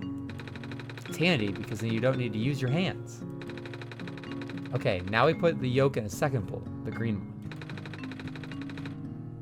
I did see it. I would pass on the cooked Niko. As much as I would feel bad by passing on a labor of love, I will pass on the cooked Niko. We can leave the egg white alone for now. I hope it doesn't get lonely. It won't because it's just an egg. Half an egg. I will pass. I'm on a strict no Niko diet. Alright, then we take the bowl with the egg yolk and mix it with half a cup of buttermilk. which is very tasty, 112 grams. You'll want 3 tablespoons of regular milk to go in that too, 45 grams. I'm on a strict no water diet. You would actually, my voice would just be dead after this stream. Proto's the best science teacher. If I had Proto as a science teacher, I'd be infinitely happy. Mix it all together and leave that alone too. You can put it next to the first bowl so that it doesn't get lonely. It won't get lonely, it's just milk. Okay, now we want to take the sifter and put in half a cup of flour. 60 grams. Oh, but then I gotta take a tablespoon of flour out. 8 grams. Leaving you with 52 grams of flour. I'm just gonna filter feed then, King. Just like SpongeBob. Right. Then add a tablespoon of cornstarch, also 8 grams. Then after that, add 2 tablespoons of hazelnut flour. The best part, 14 grams. Then 2 tablespoons of brown sugar, the other best part, 26 grams. Then 1 teaspoon of baking powder, which does not taste great on its own. 5 grams. Then finally, a pinch of salt, less than 1 gram. Don't add too much or the pancakes will be salty. Might still taste good though. You've ever cooked something that's complicated? I was actually just talking earlier to Hazel. There's a homemade bread recipe that my grandmother has passed down to me that I'm probably gonna make next weekend. It's not terribly complicated, but it does involve a lot of kneading and resting. But I think making something like this from scratch is the most fun, especially if you make like a cake and then you make the frosting and everything one by one and you see it all come together. It's really satisfying once it comes out of the oven. You get to taste it. Don't even joke like that. I wasn't joking. There are salty pancakes out there too, you know. I do, Hazel. Hazel is subjected to everything that I bake all the time. But I make these really good cake batter cookies that are very pillowy and soft, and they taste really good. There are salty pancakes out there too, you know. I like to make mine with shredded vegetables, such as, I will pretend not to hear you while I sift all of this flour. Oh, the bigger pieces of hazelnut and some of the brown sugar might not go through the sifter. That's okay though, just add it into the flour mix after everything's sifted through. Then you mix it by hand one last time before adding it into the buttermilk mixture.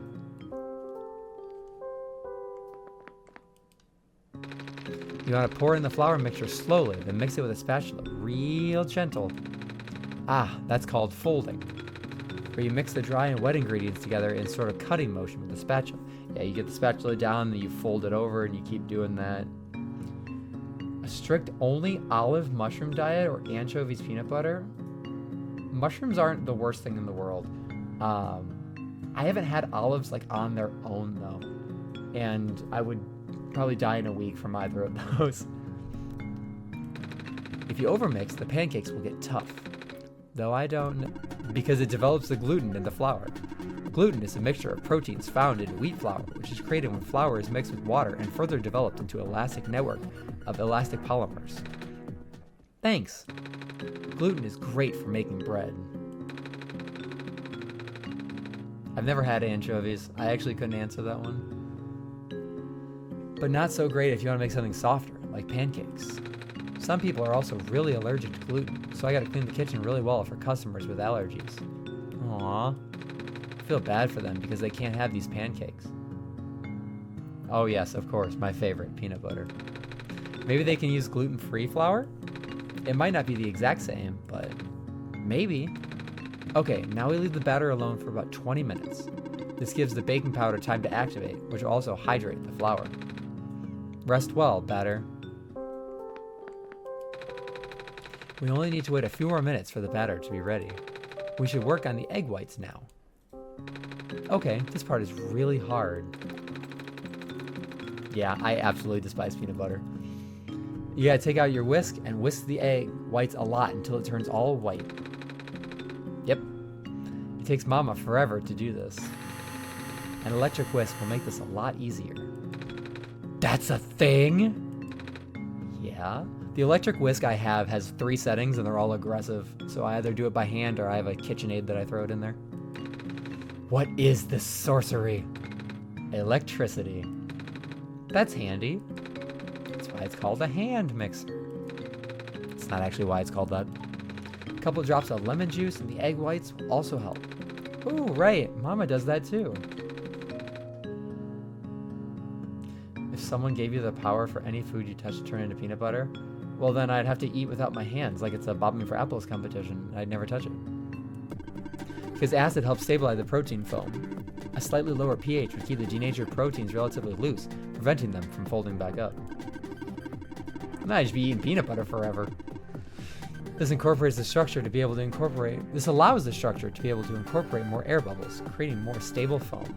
Traditionally, the acid most commonly used for meringue is cream of tartar. Oh, I love tartar sauce. It's great in potato salad. Those hand mixers are really handy, especially if you need to like shred up chicken. Oh, we normally just use it for seafood, especially fish. I like fish. Oh, King, we finished one shot before you got here, unless you've been here the whole time and you're trolling. And before you say cats like fish, I can assure you that's a coincidence. But maybe that's why they named a famous cat after tartar sauce? Tartar sauce is something completely unrelated. The name tartar and cream of tartar comes from potassium bitartrate, a potassium salt of tartaric acid, which... Potassium is a funny word. But it has a bad word in the middle. I don't think I'm allowed to say that. Oh, shoot, you're right. Potassium. Honestly, that's how a lot of social media is going these days. You see a lot of like stupid censorship, like unalive and pew pew and stuff like that. And I understand it's algorithmically driven because people just care about making content for money. But when it's in the news and people say stuff like that, it kind of drives me crazy. We're entering a state where if historians were to look back on this particular time period, they would be really confused as to why demonetization is almost synonymous with demonization because of the fact that we blank out so many unnecessary words. It's absolutely ridiculous sometimes. Pronounced potium. Potium. Ah, that sounds like potty. Let's stop talking about potassium. Okay. Shut up. Potty. The egg's at soft peak right now. Do I keep going? Mama usually whisks it until you can turn the bowl upside down. This is also how you make whipped cream, by the way. Without anything falling out, of course. Because that would just make a huge mess. Stiff peaks it is, then. Half a minute of electric mixer sounds later. And it's ready now. So fast. Such is the power of technology. Okay, now we put the foam in the batter and do the fold mixing thing again.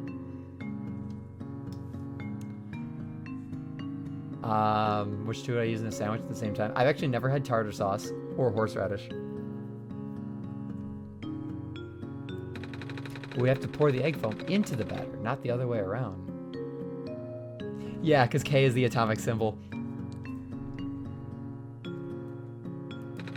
Otherwise, it might mess up its conscience.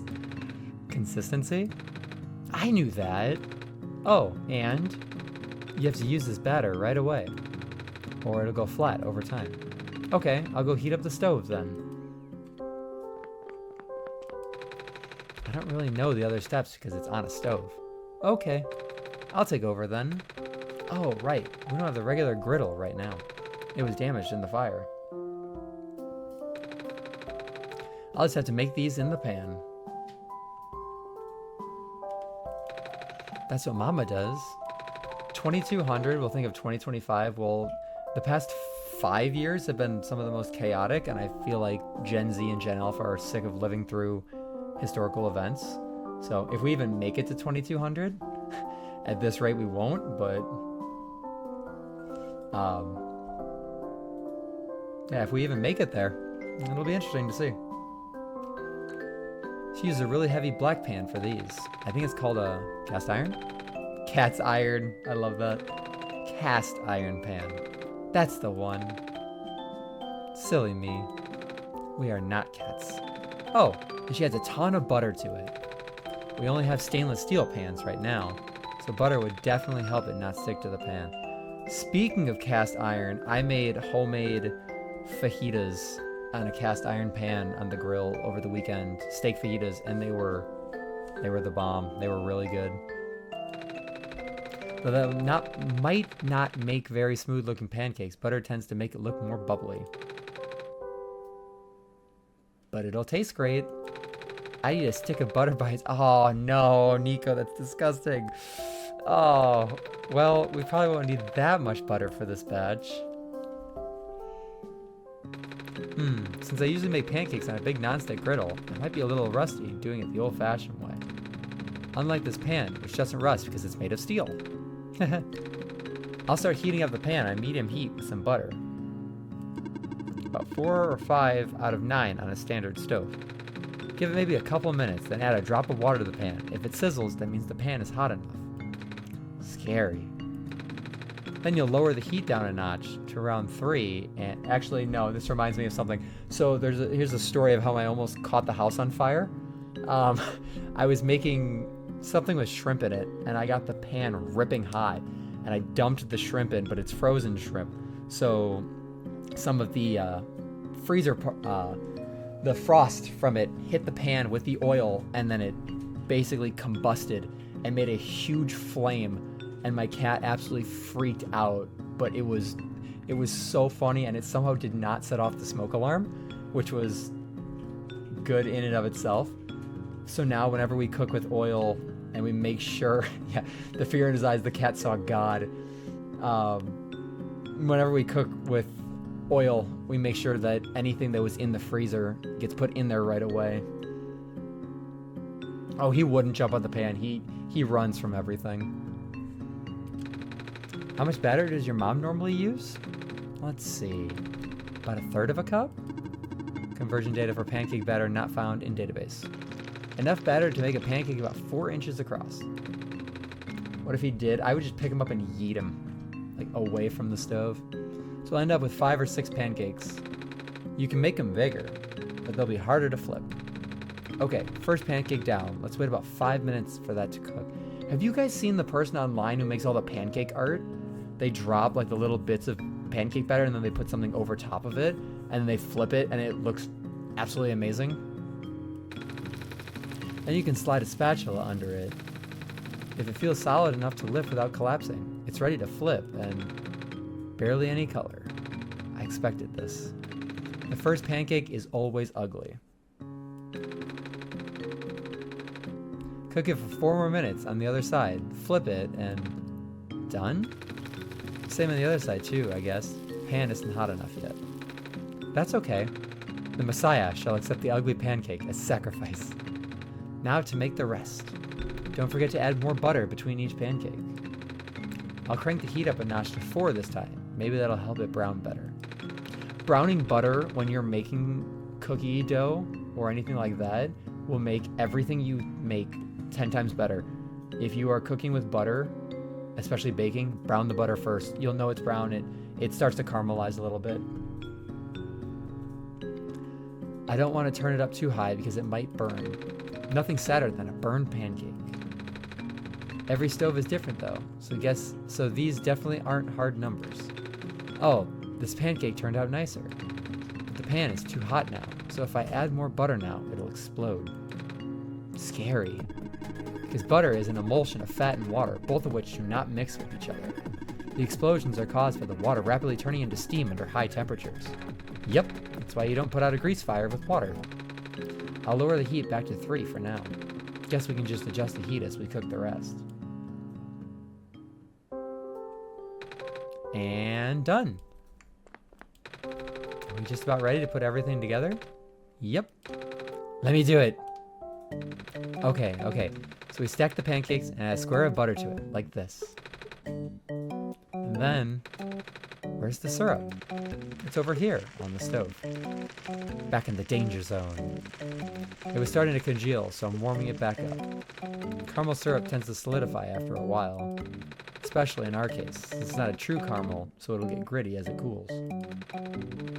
Nothing a few minutes on the stove can't fix, though. But you have to stir it the entire time, or it might burn.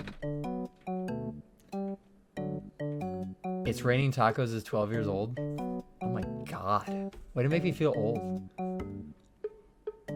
It's almost older than you. Yuck. Okay, then we pour the warm, not burnt, syrup over the top. And we sprinkle the candy hazelnuts on top of that. Have you guys ever made no-bake cookie dough? Really good. And done. I love the realistic image. That actually looks pretty good.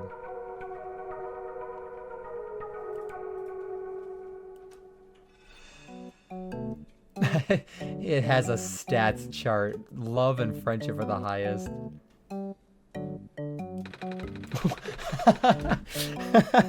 I was not expecting the Niko plush. Now, normally I would eat the whole thing myself, but you guys worked so hard on this. So we should all share. I cannot eat. Ah, right.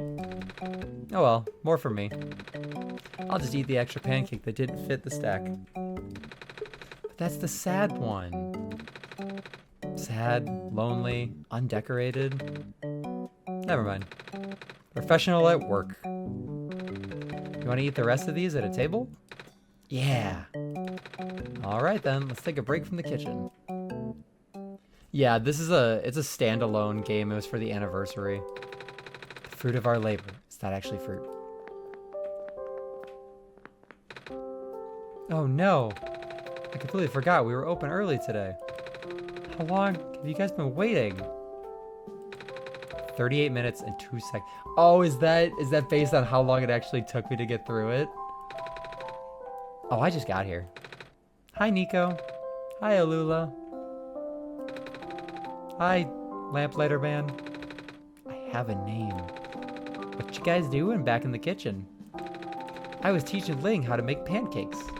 But doesn't Ling already know how to make pancakes? Not these special ones that my mama makes. And thank you for sharing that with me. I learned a lot today.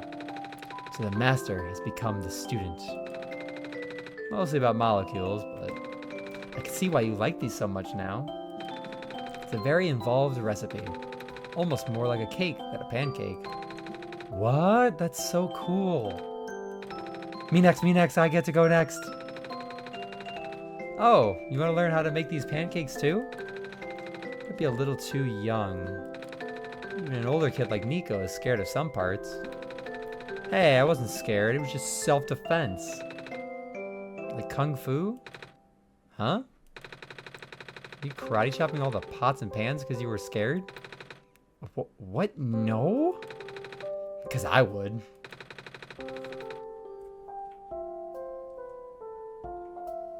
I have infinite channel points because I am the streamer. Do you mean like self-preservation? Yeah, that. I don't know that word. I just don't want to be near a hot stove. Especially not around sugar lava. Exactly.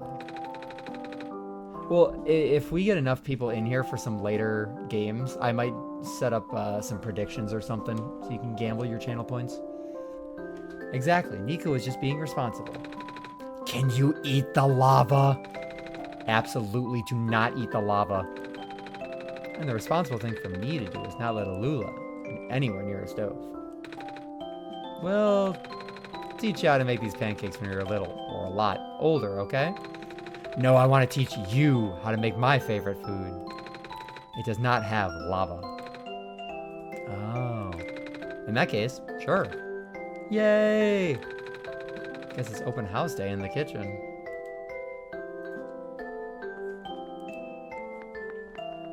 Oh, we're continuing. I didn't know this was still going. Let's see. You got any bread? Sure, but it's just pre-sliced, not the loaves you guys normally have. That's even better. Now I don't have to cut it. Okay. You gotta cook the bread on a pan over hot coals. We have a toaster. That's even better. Now get some yogurt and mix in some salt and seasons. Seasons? Like spring and summer? Haha, of course not, silly. Winter it is. not what I mean, and you know it. I'm assuming you want sea moss salt. We got a shipment from the Glen a while ago. We also have garlic salt, which tastes similar, but a lot stronger. Give me the garlics. We don't get this much back home. Okay, mix the salt with the yogurt, then just spread this on the bread with a spoon. Then I like to rip up some fish into little pieces and put it on top. Smoked fish, not alive. Do you got any? We have smoked salmon. Will that work? My favorite. I like to put some seeds on top of the fish to make it crunchy. Will these artisanal toasted sesame seeds work?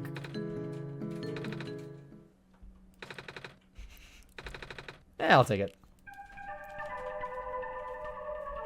Salmon's actually really good.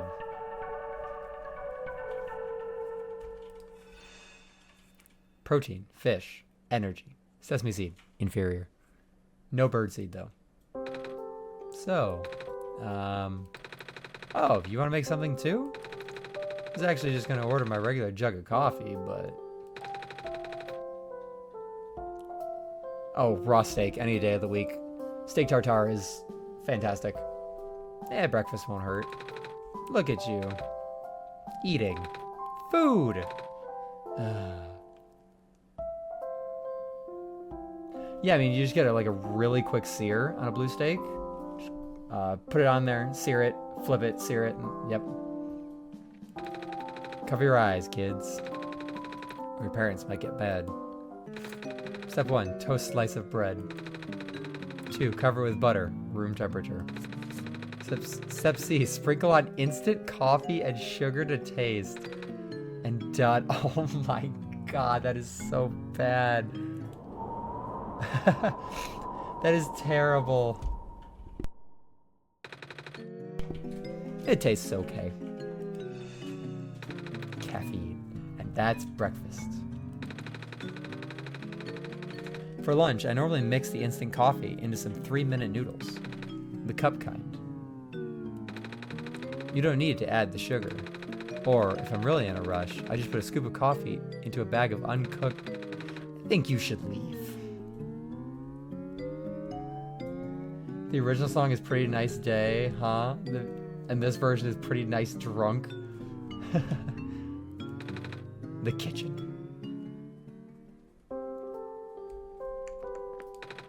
I should probably start the coffee machines. Do you want any, Niko? No thanks. Coffee is for grown-ups. Heard it's really bitter.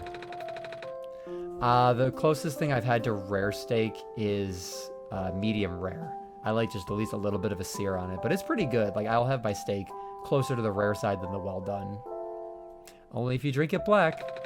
You might like it in a decaf hazelnut cappuccino or mocha latte, though. I only understood one of those words. I like it black. That was so much fun. Too bad we didn't get to karate chop any pans, though. Please do not do that.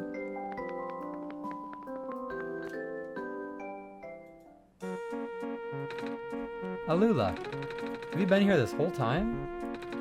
Don't go running off like that. Sheesh. Sorry, I got hungry. Foraging food is so easy in the city, though. The nice guy at the cafe feeds me for free because I'm very cute and also a baby.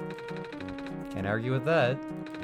And he gives this guy here free food because he doesn't take care of himself despite being a grown-up, and his house is probably really messy. Hey, just saying.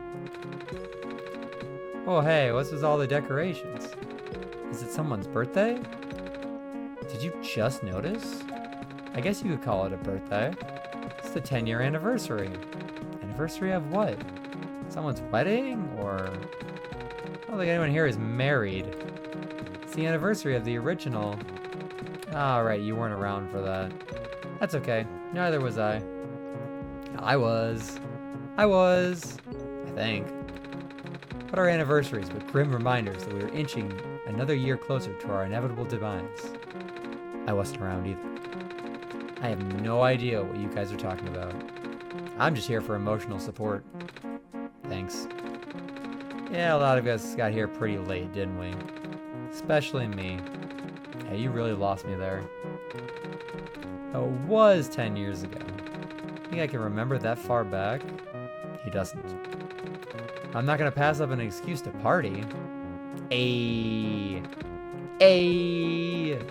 Anyway, where's all the booze? What a crowd. I'll say. Looks like I got a lot of cooking to do now, huh? Oh, I'll help. We can make more pancakes. Pancakes? Pancakes. Count me in. You know I'm always up for some breakfast for dinner. George, it's 8 in the morning. We're having breakfast for breakfast. Let me guess. You pulled an all-nighter on those manuscripts again. You know it, babe. Breakfast for dinner for breakfast. For lunch. Because we already ate. Pancakes. That makes me nostalgic. Haha, we haven't seen them in a long time, have we? Yeah. What are you two whispering about? Just reminiscing. Niko, These must be important to you. Of course. This is my mama's special recipe. They're my favorite thing to eat ever. You're gonna send a very special, official one-shot wallpaper in Discord? I'll check it out in just a second. You don't want to know how long these took to make, though. I was there. But that time is not wasted. You spent it on something you care about.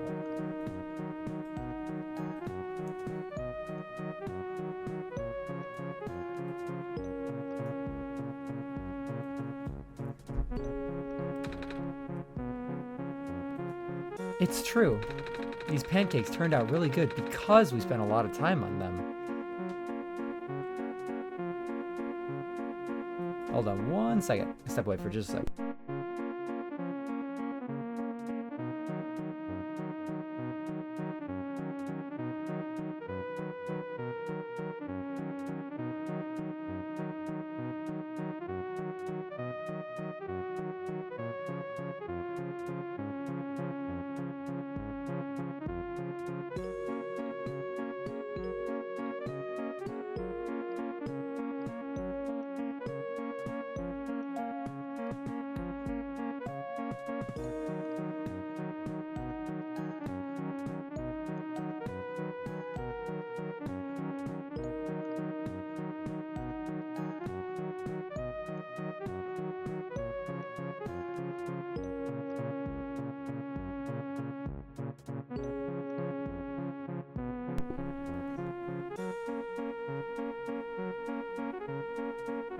Okay, did you drop it in the Discord then? Oh, there it is. Oh, that is awesome. I love that. I might actually make that my background for a little bit, because it never changed back from the puzzle solution. I like that. Sick.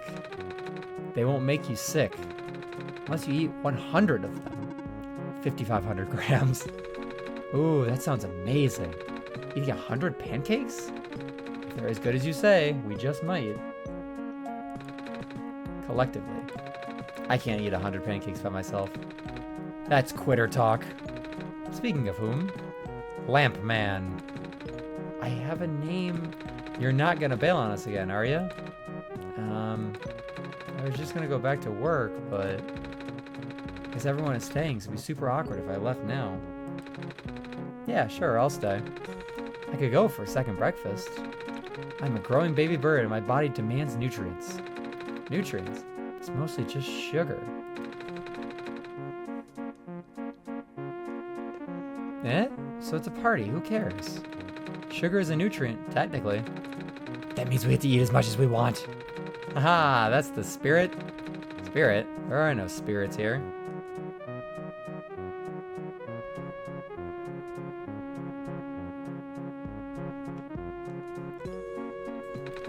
Under his breath. I'm talking about booze. Magpie, we just said it's like 8 in the morning. Day drinking. What? I'm not getting much. Just a shot.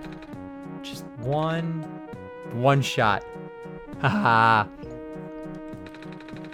I don't think this is the right kind of establishment for booze. One shot. Kip's right. We just have breakfast foods here, mostly. With the hundreds of pancakes coming up. or however many orders we get. Let's not keep everyone waiting. Okay, I'll go back to work then. See you in a bit. Hey, I said I want to help. Don't start without me. One shot. I like that. That was cool. And now I want to make pancakes. Hazel and I might be making pancakes this weekend, not gonna lie.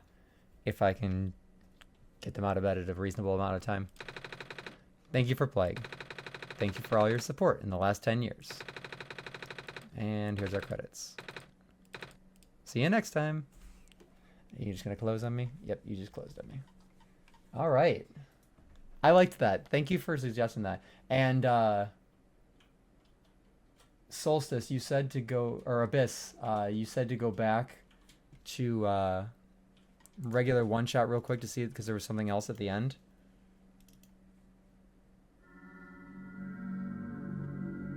Is it what happens if I click start? Waiting for it to catch up.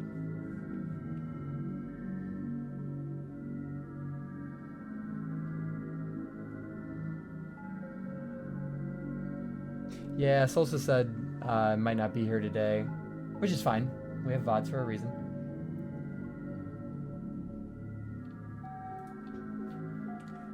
Now my game capture has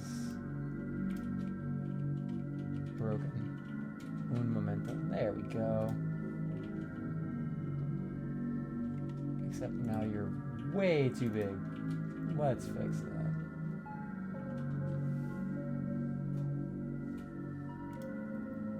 How did you get so absolutely large, sir?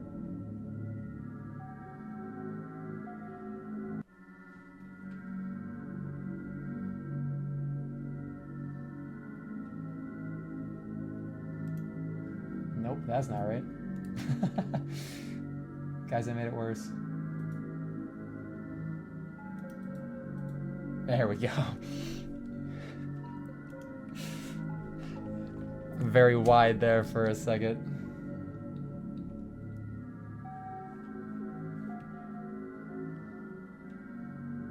Why don't you want me using Streamlabs? Is OBS just better, or...?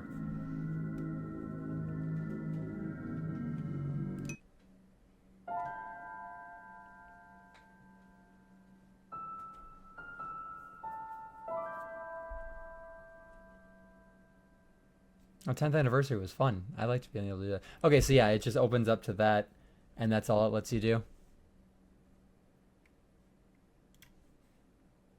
I do have Indie Cross pulled up here now.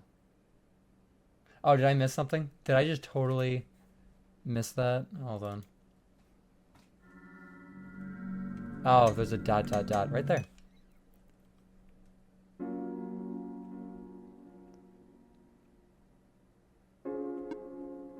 I'm gonna have it quieter for us. We can hear you. I have it turned down now, but I might have to adjust it as we go.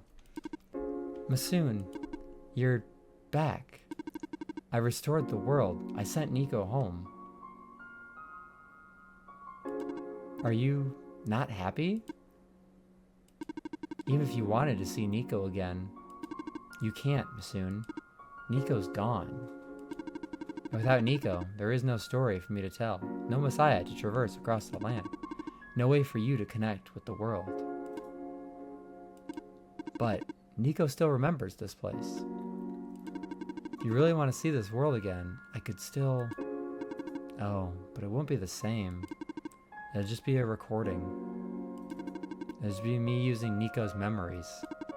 Just like how I'm using Niko's reflection now. Is that what you want? Nah, we will preserve the sanctity of our ending. That is cool. I see. As the world machine sprite of Niko because Niko is truly home. Oh, that's cool. So yeah, you can. It's like infinite replayability. If you change your mind though, feel free to come back. It's not like I'm going anywhere. That's cool. Streamlabs is good for beginners once you start using OBS, the stream customization world.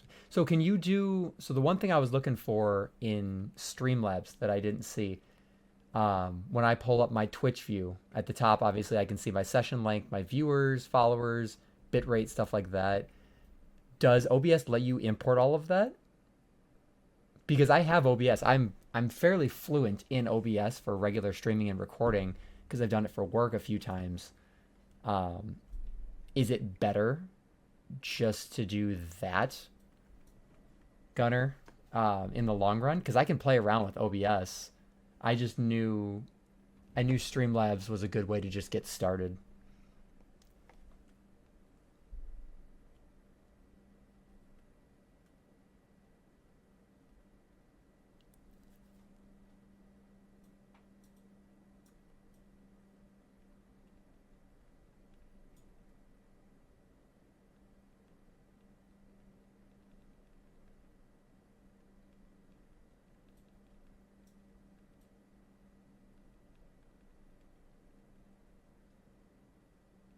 I just didn't know what it had in terms of being able to connect to Twitch.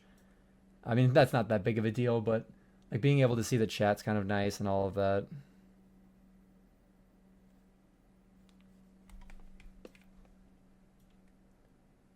Let me do something real quick and then we can get this started.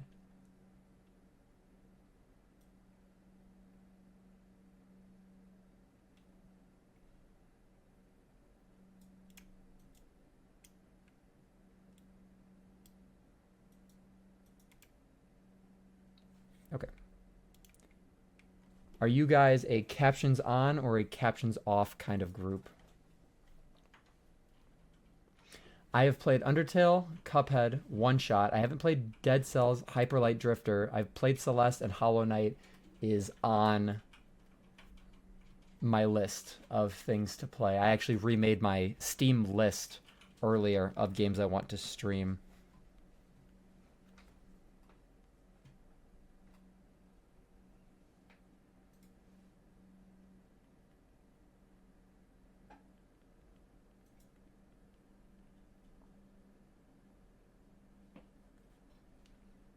I have not played Shovel Knight either.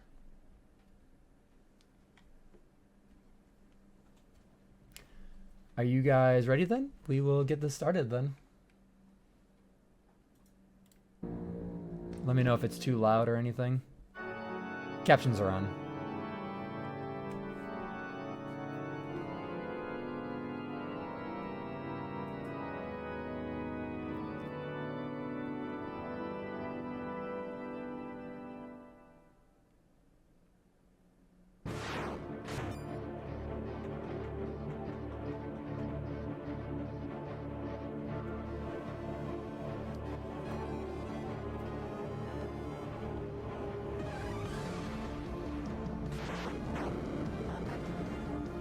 That's some seriously smooth animation.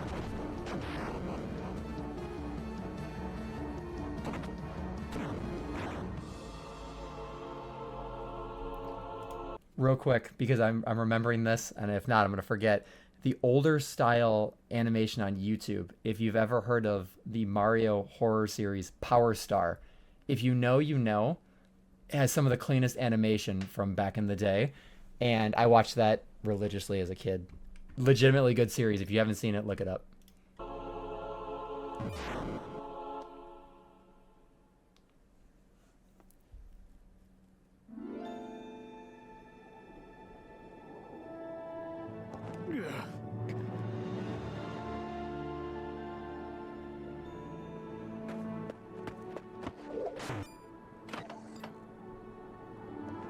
This reminds me of some of like the Smash Bros. Gameplay, the campaigns.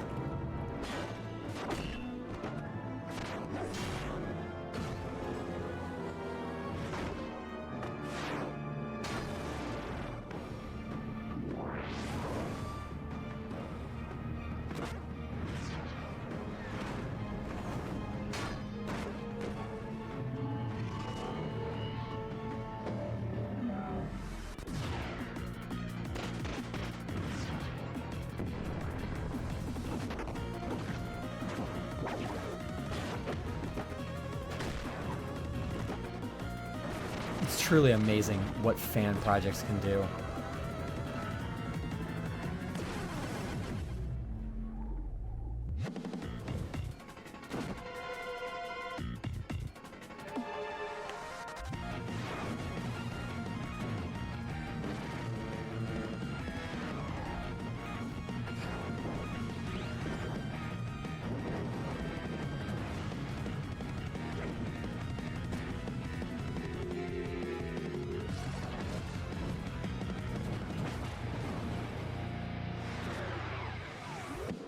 Hey, big guy! Over here!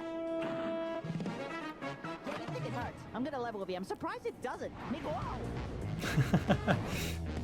Wow, that is some legitimately good animation for a fan project. Holy crap. The music is poppin'.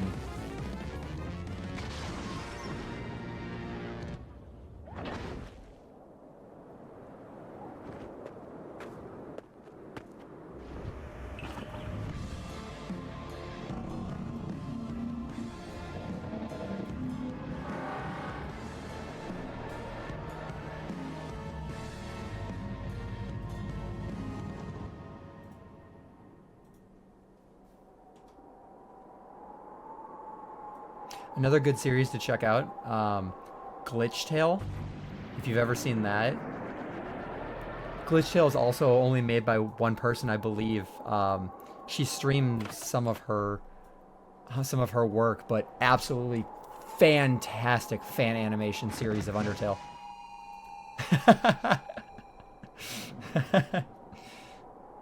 It's too much, stranger. Their forces grow in volume. We're simply no match. Clearly you've never rodeoed with a Cupmeister. I only just got here. Ditching this joint's not a question on my mind. Retreat. A perfect suggestion, Valiant Talking Flask. Valiant Talking Flask. Take it with my eyes closed. Now is not the time for big talk, Magic Flask. A fountain of different offerings is still a fountain. You don't get around much, do you?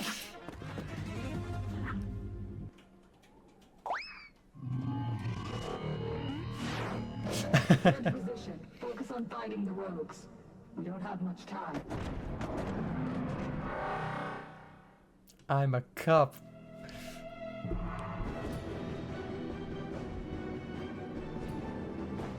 Silk Song reveal?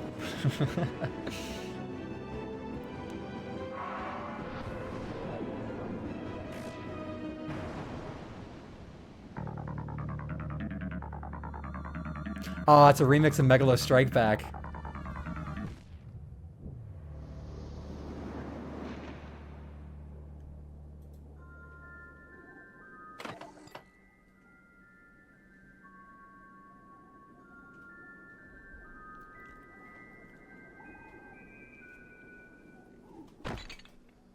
No, the song that was playing was a remix of Megalo Strike Back. Come if you hadn't dragged me. It's too dangerous to fight them. They outsize us. Plenty against a couple. What logic is going against simple math? Well, let me think. Two bozos against a bad guy equals fat chance of a loss. You disgrace the almighty math in vain? Yeah, well, your almighty could shove it. I'm taking on bigger and badder than this. That's so easy to say.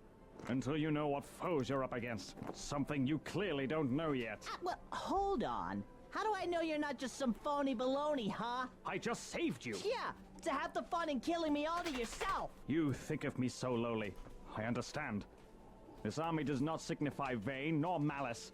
It's a sworn oath to combat the greater evil ahead. If I had thought you evil, I would have slain you right where you stand. Oh, so you think you have the higher ground? Think you can just slay me right here? Whimsical flask. Whimsical I need flask. to alarm you. You don't have any valor. Oh, you don't just get to call me a friend and put up a fight like that. It's a fight you're wanting with me. It's a fight you're gonna get if you don't quit flapping your lips. See through me all you must. But it is you who I saved. It is you who needs saving. It is I that will do my bidding. Stand down. I'm afraid you'll have to remove my legs if you expect me to kneel, stranger. The name's Cuphead, and you're crossing the line. Cross it, foe! All right, you ding-dong. Absent-minded buffoon. Indie crossing it? Magic flask!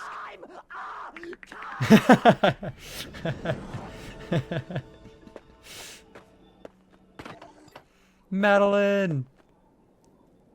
I have so many questions. Oh, hello! You startled me a bit there. Do you happen to know a way out of here by any chance? Whoa, easy now! Please put that knife away! I don't know who We you love are or Madeline. what you want, so can you please just lower the knife so we can talk this out? You know what? Screw you!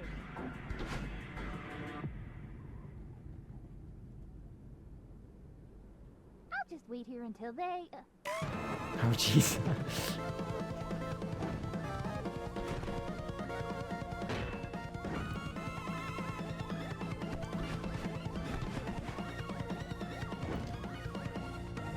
Oh, I know that feeling in playing Celeste. Battle in!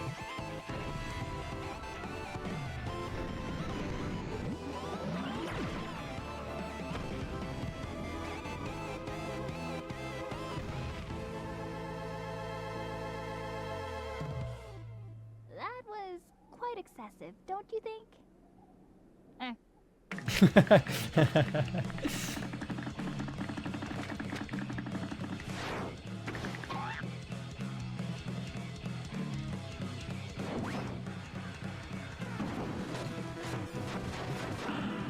So I haven't seen the Cuphead Netflix show. Is the Cuphead animation here better or worse than it?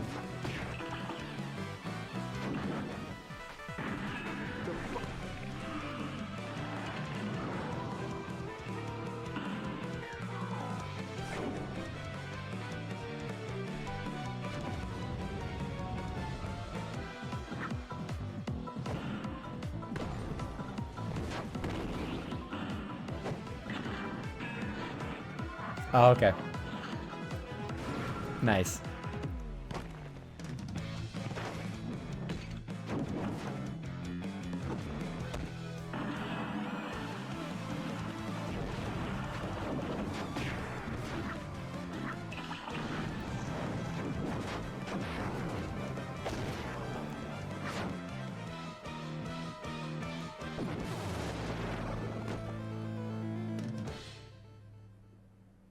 It really is good I don't indie know, animation. Madeline. It was a split-second decision. Now we'll never know if they survived. But to be fair, they were chasing me with a knife.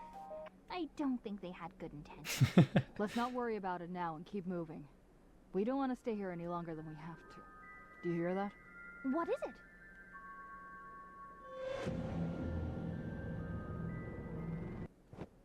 it? Sup? Arms down, little cup. It's finished. Put him up. I'm not done He's yet. coughing Fighting blood. is futile in your current condition. But no, you're right. I'm done for. Before you take me down, tell Elder Kettle and Muggsy it was me who broke the picket fence. Hey, what? But it wouldn't have happened if my brother handed over the stupid yo-yo. It was all, oh, Cuphead, you've been using it for hours. It's my turn. And I'm like, well, you used it. Well, I can't think of when right now, but you definitely used it. And I... Hey, what gives? If I were to kill you, I would have done it now, my friend. But you look pretty hit up yourself, Chief. This Elder Kettle and Muggsy. Excuse me? Oh, no, don't mind me. You seem to Muggsy. embolden mighty strength for who you would consider as family. My wounds still carry, but your life depends on remaining stronger. For Elder Kettle and Muggsy. Okay, what is this? What brings you merry and jolly? You wouldn't understand. So where'd you get moves like that anyway? Bringing it in with a right hook out of nowhere like Kablowie. Ha ha! Young Cup. A knight never gives away his secrets. But you're going to anyway, All right? right, here's my secret.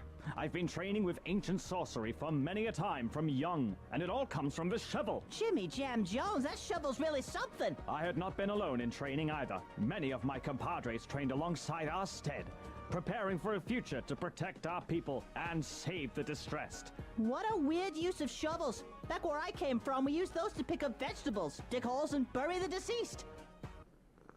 Shall we move forward? I need to find safety. Is that awkward or something? I hope it wasn't too I'm awkward. sure you must be missing your family, Elder Kettle and Muggsy. Great heavens, is that not his name? Ye jester of yonder, I will smite you. I will smite you.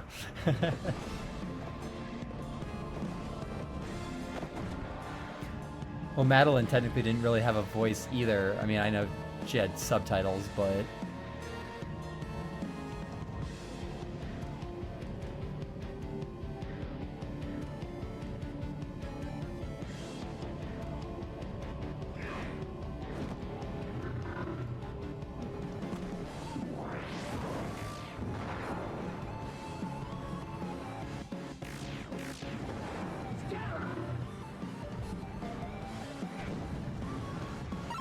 Yeah, level 19 Frisk is pre-Sans in the Genocide route.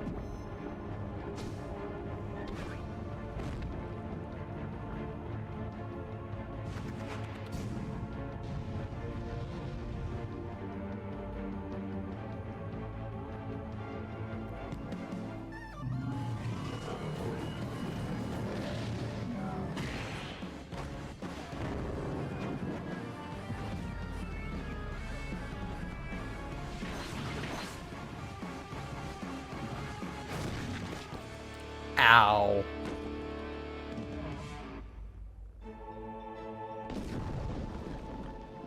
Initiating recall command for all drones. Repeat, all drones return to position immediately.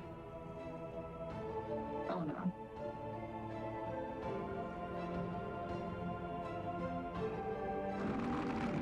Frisk on a mission.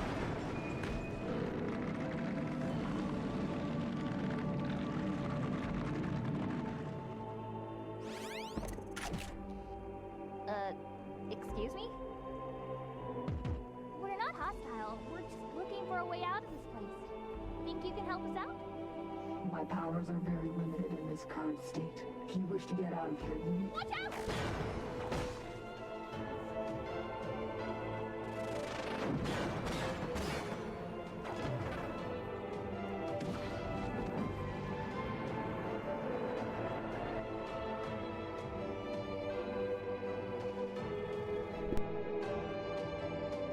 Are you alright?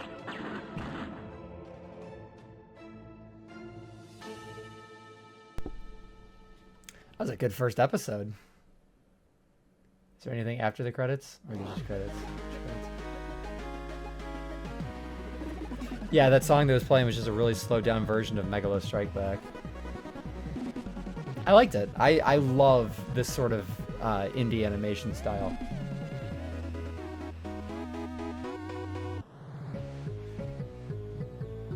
I know episode 2 is much longer.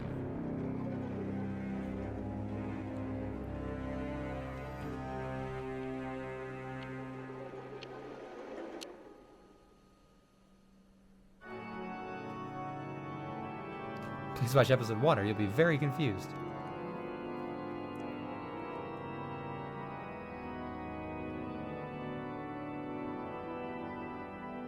Oh yeah, it's similar with Glitch Tale. They took a really long time to make because it's just, you know, one person working on it. So I don't blame them. Sun belongs. If I put it in here, Niko. we'll be able to save the world. Right? But if I want to go home, I'll have to. I'll have to break it. What should I do? What's the right thing to do?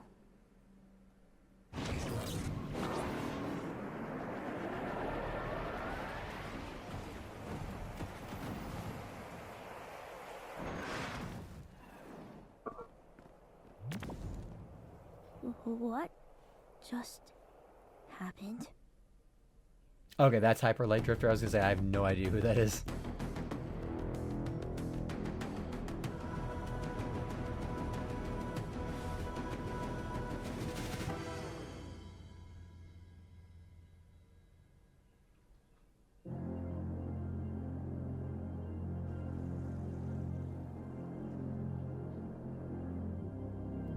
Step aside, young lady.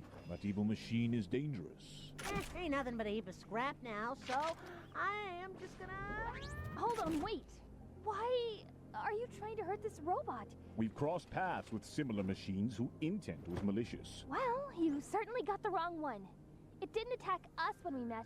It only acts in self-defense. And now it's barely moving. So I don't even think it can pose much of a threat at this point, even if it wanted to. So it does want to. No, that's not what I meant. But how can we be certain? In our quest to return home, we can't risk a potential adversary lurking in our midst. Shovel's got a point, Dollface. So beat it. Look, please just trust me, okay? I assume you're both not from around here either. But this robot seems to know something. And it could be our only way back home. We mean no harm, but we cannot take that risk. Step aside and we'll handle this.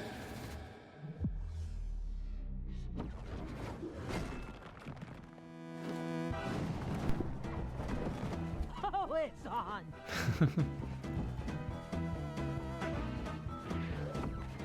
Do not hurt the young lady. Divert your focus to the machine. It may be controlling her.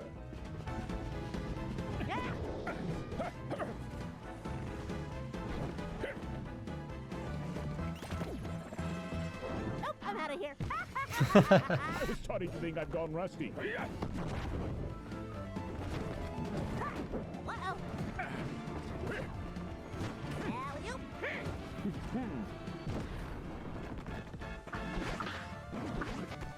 Suddenly platformer.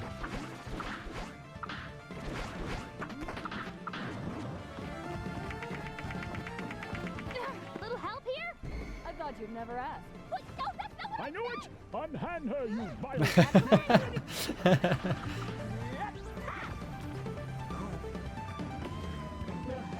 What's going on? Head to the top of that mountain.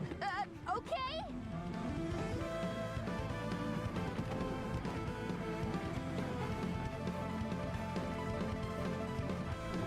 That was a smooth transition for the double jump.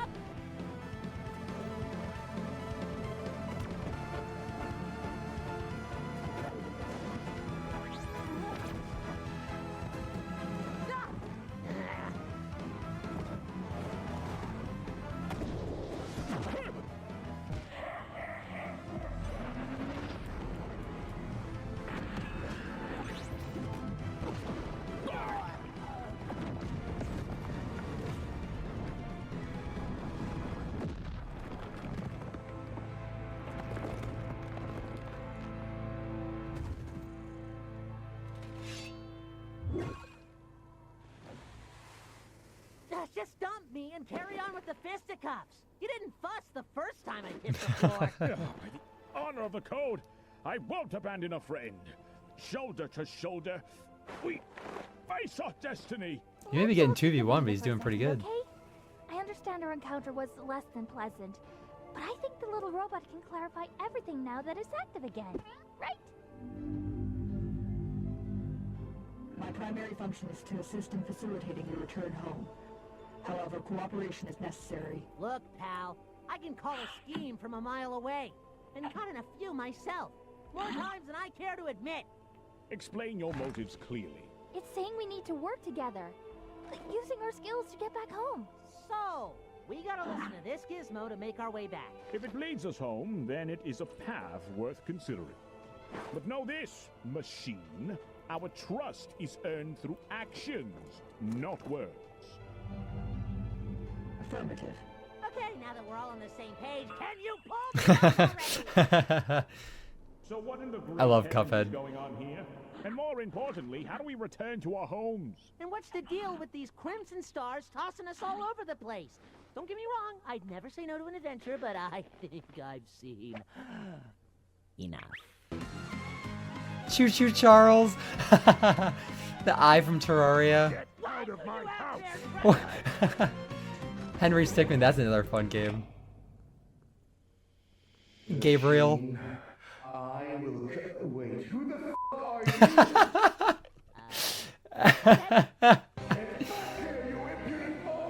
I love that so much. Those are portals, the result of a colossal multiversal calamity. It's a power source, but also a tool if used correctly. If a portal fails to form near an anomaly, it could cause their abilities to realize any doable feat from their respective realm. And if it falls into the wrong hands, well, the coherence of our reality will be beyond repair. Machine, I will strike you down. You can't. The occurrence and destinations of a portal is always random. The only way to be certain of your destination is to directly consume its power, which is usually impossible for one to control. One must meet certain requirements writing it to down. freely use it, and I am the only one here who does at the moment. That's where our little cooperation comes in. I need you lot to help me hunt down the rogues so I can extract their energy. By now, who knows how much they've gathered. Only one of them should suffice to get you all back home. Who are these rogues you speak of? They are evil robots that want to take over the world because they're evil. But yeah, we'll run into them eventually. Can't you just open another one? We saw you do it before you went all... Unfortunately, no. That The is remaining of my energy will need perfect. to eliminate that child. You what? You what? Oh, we're in FNAF 3 now.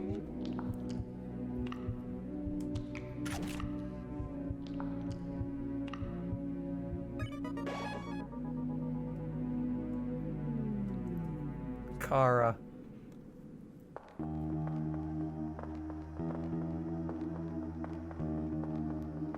Yeah, of course. FNAF. My favorite child first.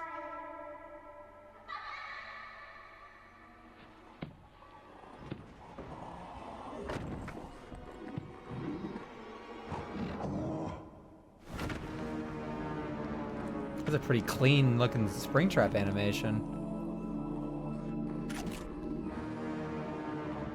Did you guys see the FNAF movie? I liked it. Care to join us for a little game?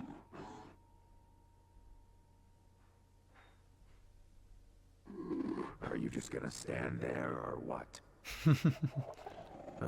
Second one's coming out this year.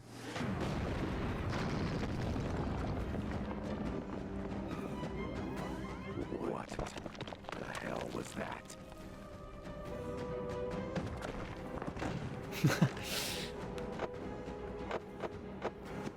Hey, look, no need to be hasty.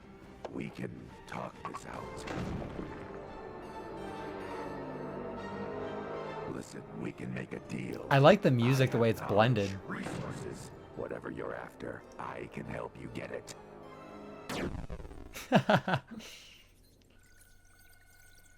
Pretending to gather info. The mentioned knight serves as a chosen vessel fated to imprison the Radiants, thereby safeguarding their kingdom from the insidious threat of infection. I'm sorry, say what now? You mean that thing? What a noble quest. It seems our destinies are intertwined in ways we hadn't fathomed.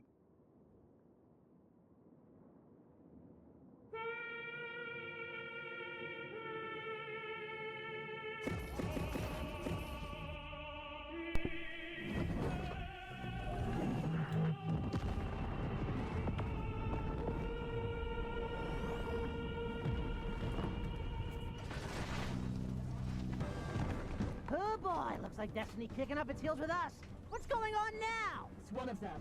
It's preparing for attack. They should not be capable of landing such a blow from a distance. Ow. Heading this way! Get ready! No. Just ski-daddle on by. Rude!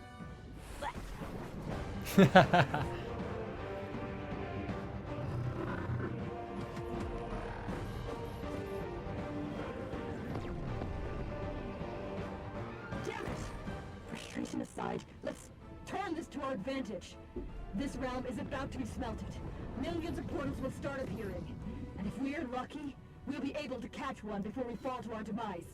We only have one shot at this. Yeah. We cannot depart without Cuphead. He's dead. Get over it. That is not an option. Then what do you suppose we do? Fly up and slap him into consciousness?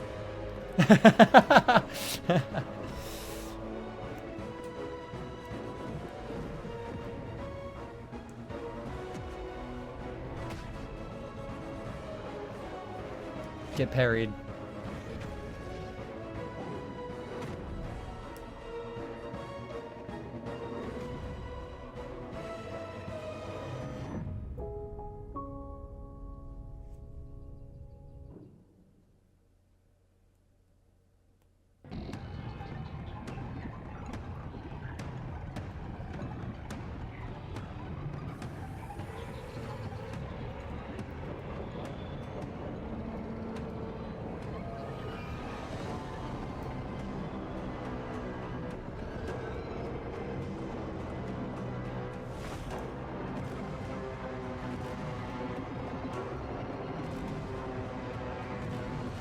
Reminds me of the, is it the Devourer of Gods from Terraria Calamity? The dog.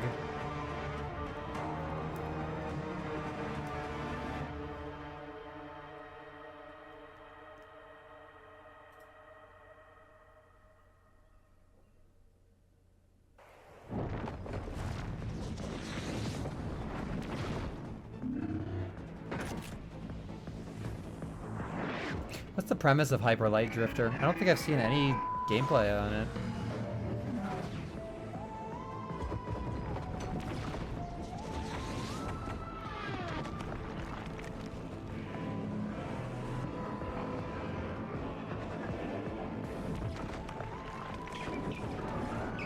Oh, so we get 2 cats in here. Niko and Drifter.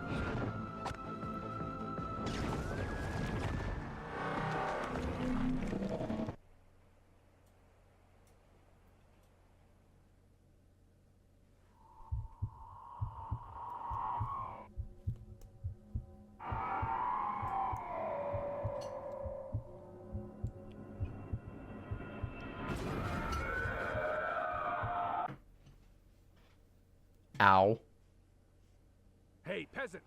Peasant, look at me! Hey, hello! Hey, look at me! Wake up! Look, I am not above letting you die if that happens again. Got it? Also, how does this thing turn on? Does it have... Ah! Why does it sound like a lightsaber?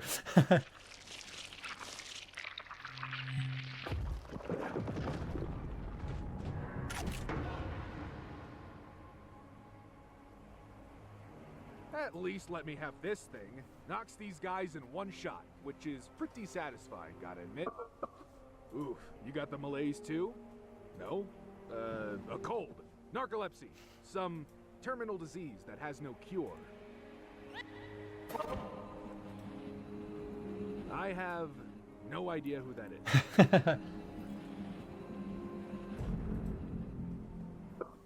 Ah, explains why you black out every 2 minutes.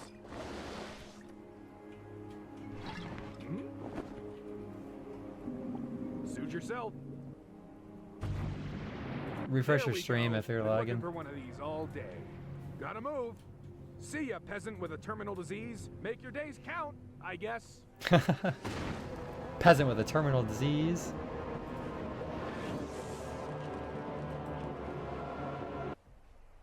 Really? Come on, peasant, let's kick his ass.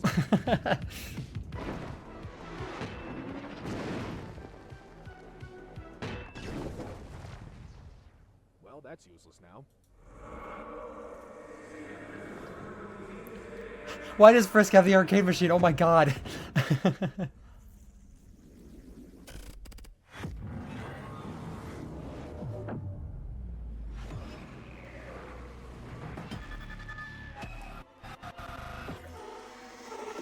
Oh, that's a cool animation.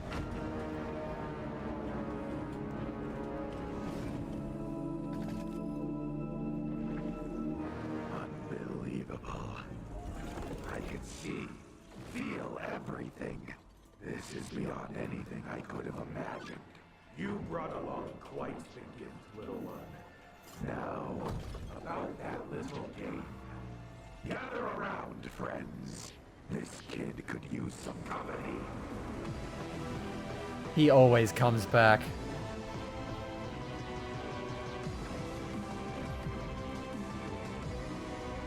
Oh, that's sick.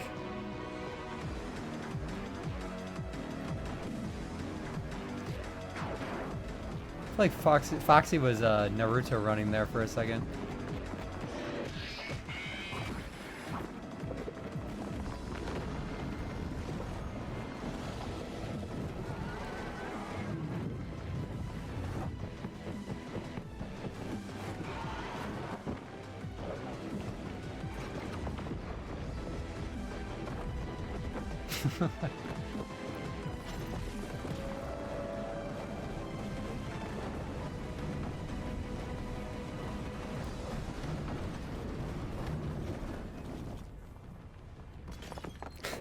Conveniently shaped lamp.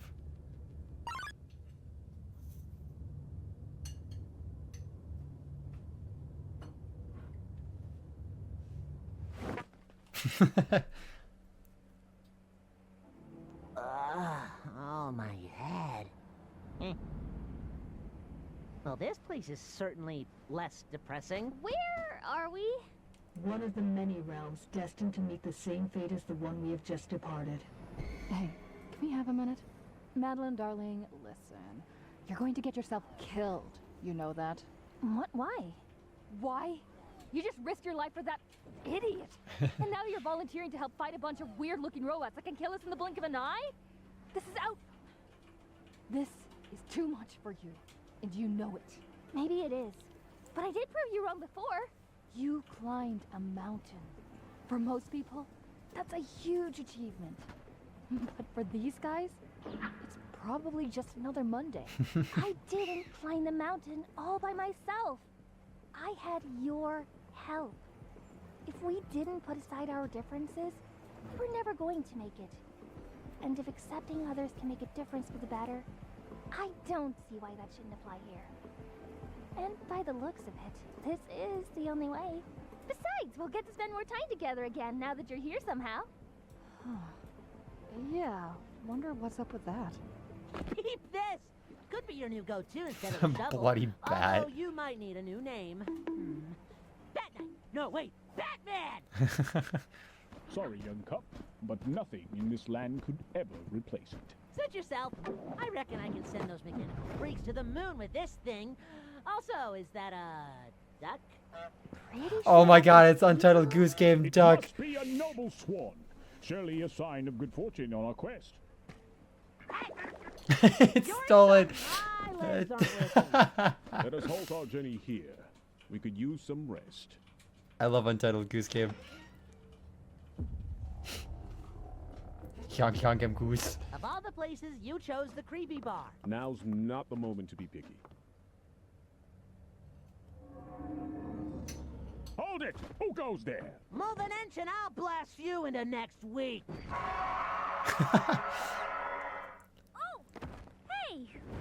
I was just hiding here. I didn't mean to startle you. Sorry. It's no Niko. trouble. What were you hiding from? There was a bunch of these scary robots fighting a person in a hooded cloak. One of them saw me and tried to attack me, but I was saved at the last second. I was locked here and he went back to fight. He seemed very sick, and I don't know if he's still around. Well, taking down one of them is no simple task, so if he's battling many, I doubt he'll go down easy. I'm confident they'll return safely. Any talents or tricks up your sleeves? It's dangerous out there. I could talk to God. They tend to take a while. Surely the big man upstairs is too busy with some other important tomfoolery. Also, what's with the giant light bulb? Won't that thing blind you if you keep holding it right next to your face like that? I believe a cat's eyes would react differently when exposed to such bright light. I am not a cat. I a person. This is supposed to be the sun that will save the decaying world. Or at least it was. I was just about to do it, but suddenly found myself here. What happens if it Yeah, he breaks? is the one with only That one would life. be the end of the world I was trying to save. But But what? nothing. Fair enough. Or are they in... I was just trying to figure out. It looked like they were in Grilby's. They are in Grilby's. I was right. Okay.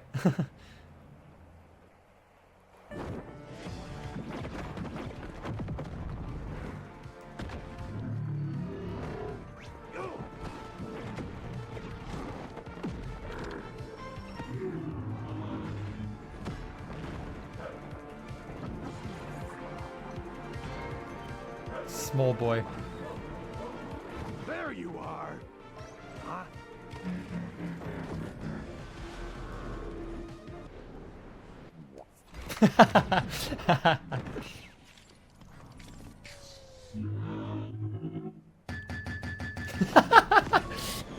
Dunk.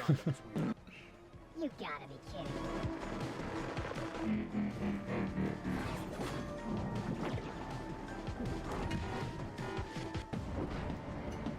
Come here, you little.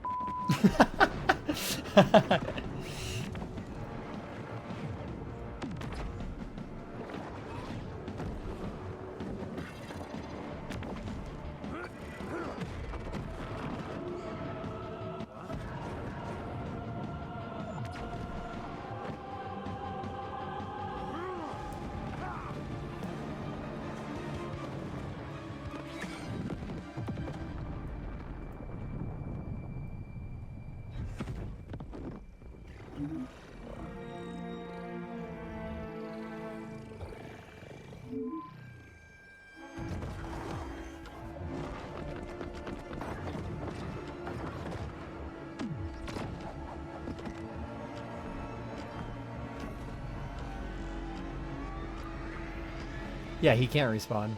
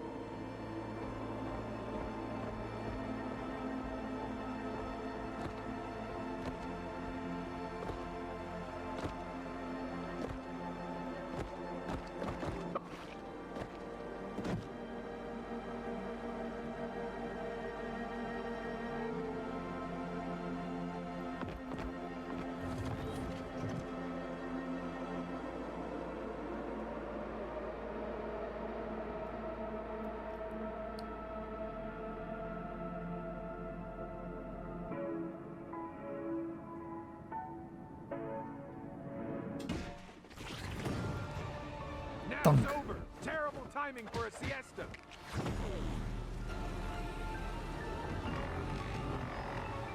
Oh, great.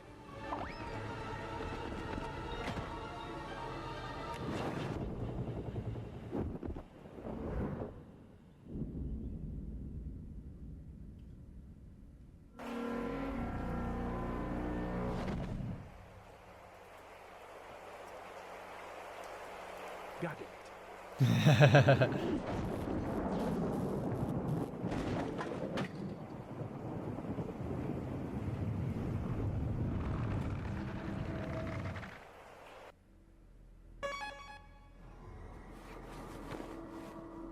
Gregory, is that you? You're not Gregory. Who are you? Are you lost? Furby! Catch these hands. Quick, get in. I'll get us out of here.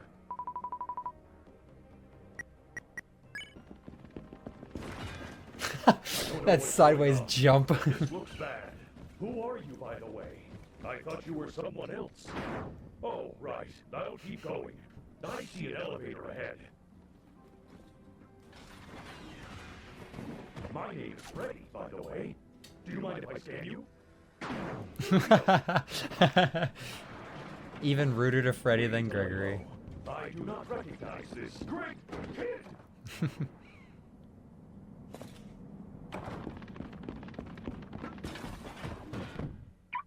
Don't worry. I will protect you. I love the car locking sound.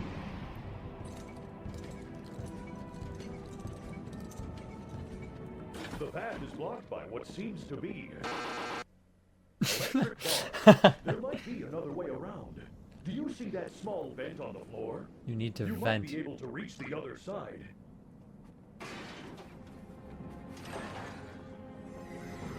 Way to go, superstar! What? Are you all right? Please wait here. I'll only be a minute. There's a recharge station. Ah, Princess Quest. This was one of my favorite parts of Help Wanted 2, playing Princess Quest. I would love to play that game on stream as well. Be the first VR game I streamed. I don't even know how I'd have to set it up.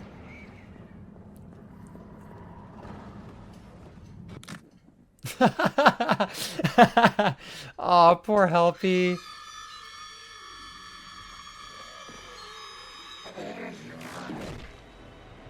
Frisk gets stabbed a lot. Did I catch you off guard?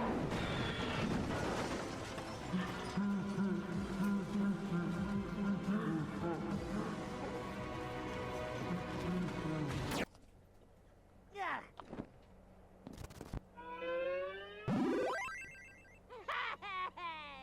Sorry, but I must be at my peak strength.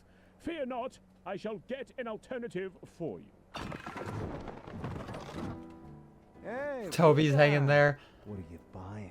Got any goods for sale, Chester? I've got all the deals. You just name it. Hey, wasn't that the bat I just found on the ground? You must be thinking of something else.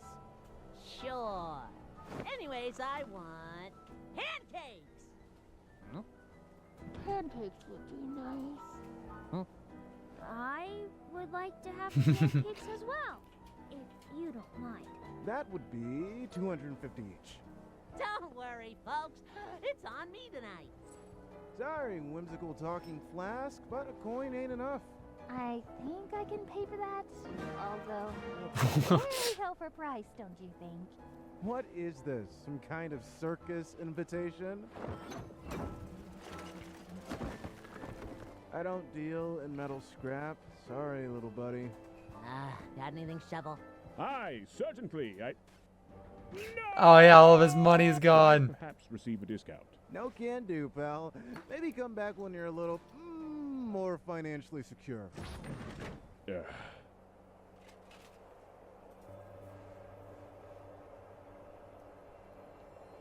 Grillby. Always a pleasure doing business. Keep the change. This might be a really dumb question, but do you, like, use a shovel as a weapon? Not a dumb question at all. Yes, I wield a trusty shovel in battle. It's great for digging and, of course, giving foes a good whack. Though it's been through some tough fights. Got cut in half once in a clash with, My, that's a fine weapon you've got there. But I reckon you should hold on to it. I am not worthy of such a piece. Keep it and swing it with pride, little friend. I can scout around for basic fix-up materials. We can try to get that shovel in better shape. Much obliged, Niko. This shovel's been my trusty companion for a long time. I'm certain there must be something here that can fix it. Give me a shout if you come up with something. Will do. Hey, Oh, I love battling. Deal with that ghost thingy of yours. Thanks for the save, by the way. Oh, she's, a part of me? My pragmatic side, I guess. We've been through a lot together. I get it. I've got Mugman. We've stirred up trouble in more dicey joints than I can count. Must be nice to still be kids. If being a kid doesn't get you a get-out-of-jail-free card, I don't see what's the benefit here. Unless you're a ghost, then you can pretty much get away with anything. Heck, even charming people into giving you stuff, just like my other friend, Chalice. She's like you, except the creepy face. Hey, you never told us what your name was. Doesn't matter. Well, wouldn't it be better than calling you a robot? I am not a robot. But yeah, good point. Call me Charlotte. Say, Machine, how do we repel these rogues? They have proven themselves to be a serious threat. The simplest method to defeat them is to stall until they overheat. Although their drone shell prevents that portal energy from taking over, failure to cool down in time allows that energy to seep in. While this works in our favor, it does make their attacks far more unpredictable and on a much larger scale. But given sufficient time, it should reveal visible glowing fractures. Here's a demonstration. You, strike here. That would be your cue to go all out before it heals. That's all you need to know. Now leave me alone.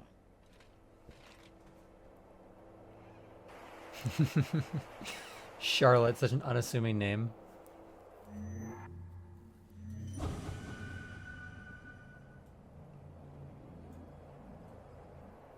Steady yourself, Shovel Knight. You must remain the symbol of hope to these young people. These struggles are yours alone to endure, for their minds must remain unburdened by your sorrow. Still moping over your shovel? Glamrock Yes, Freddy. yes, Glamrock indeed. Freddy's Yes, the that best. is precisely what troubles me at this moment, for it is a very cherished weapon, you see. Uh-huh. Well, Niko over there seems to be onto something. Hey, what about a game of darts? You in? Let's call it a rematch. Your challenge is accepted.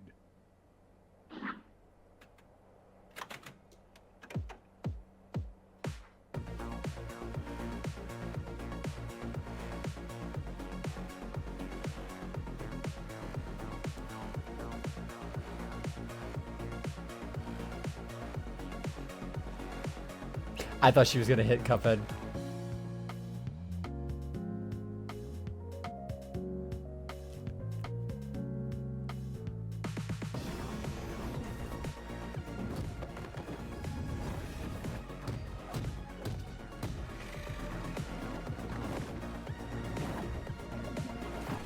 The battle scenes with Frisk are just on another level. They're just so well done.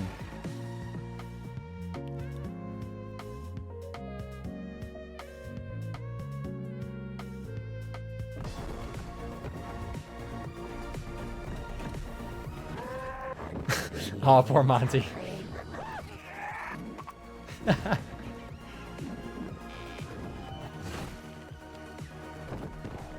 That's more Vanny than we saw in Security Breach.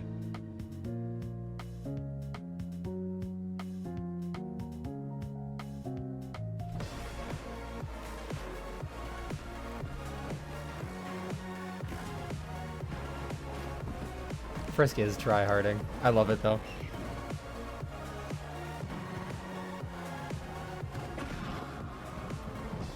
I am sorry. I should have arrived sooner. Yeah, they do a really good job with the two different storylines.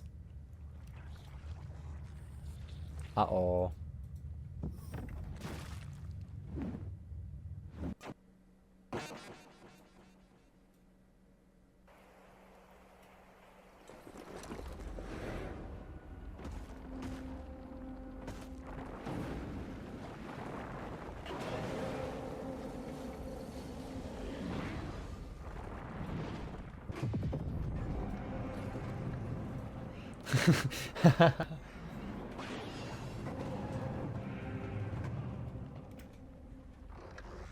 Hey, shitbag!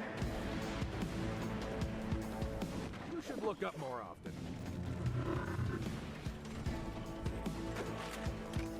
Cue the Markiplier's scream.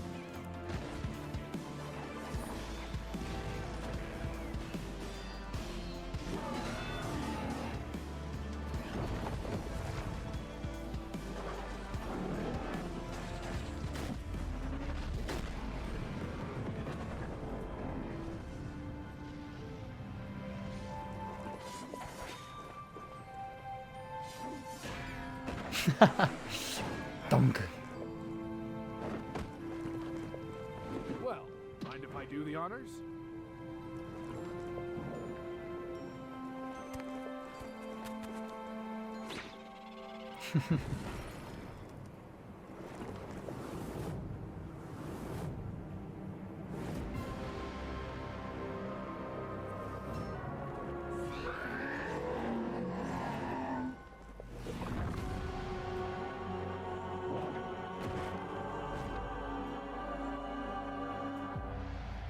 Rip the beheaded.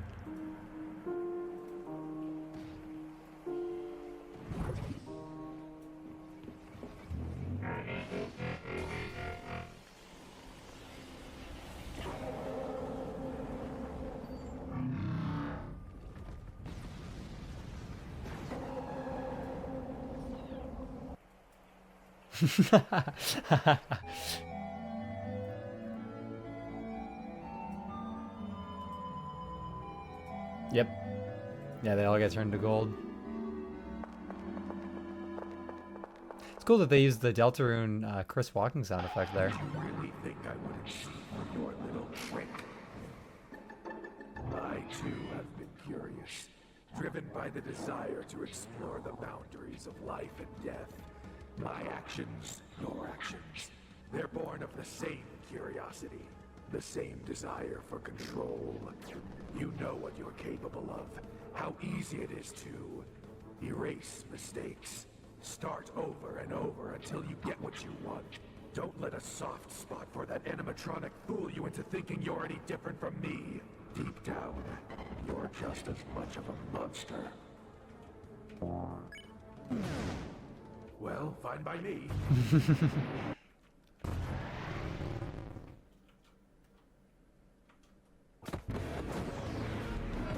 Knife.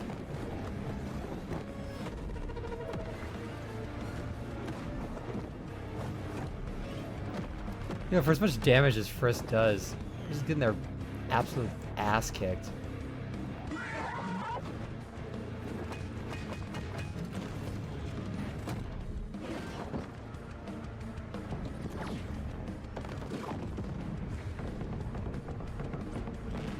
Yeah, all the sound effects are really well done in here.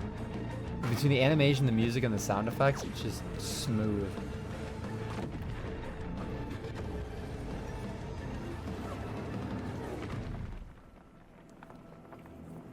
Oh, we're in Princess Quest.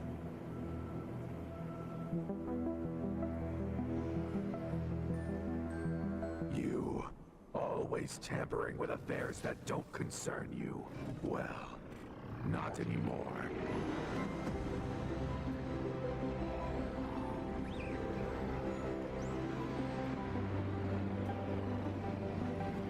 Pitiful.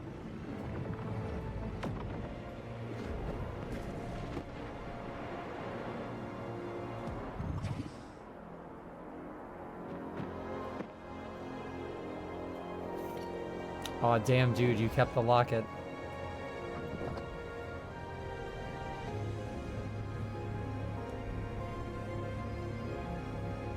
If they win. No more haunting. This is where your story ends. All of you.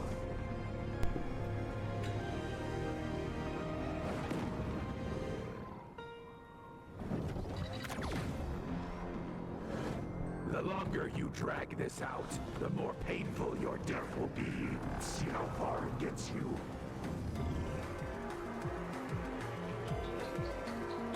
Oh, that's just like Princess Quest. That's actually really cool.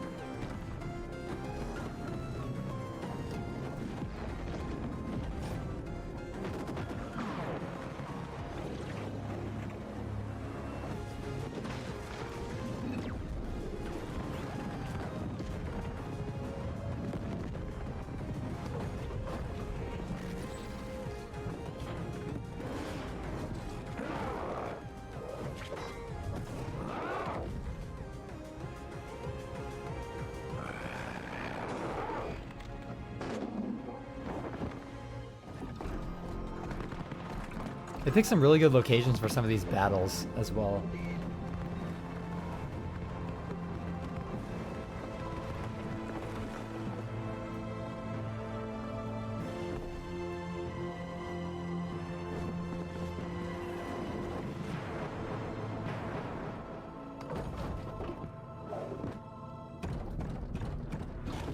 You will not take control of me. Yeah. I am me. No. No!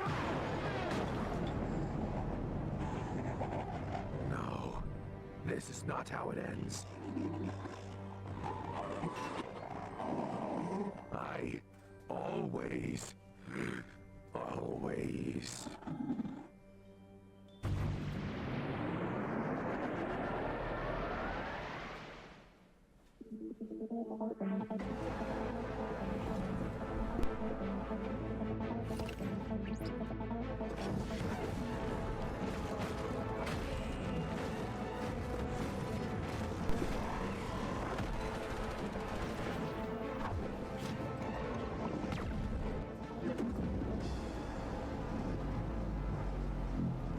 All right, everyone, stay sharp. We have company.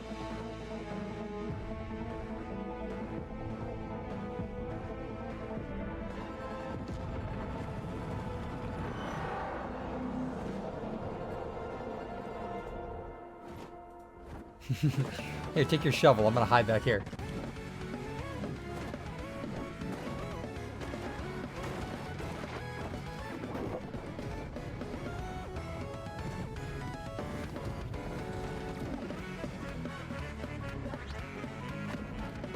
It's such a cool mashup of the songs, too.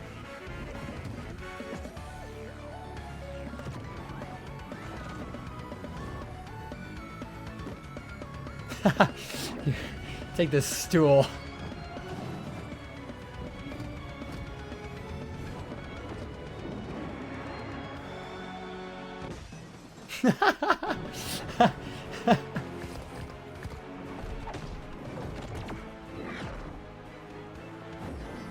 Yeah, the OST guy 100% cooked. This is a great mashup.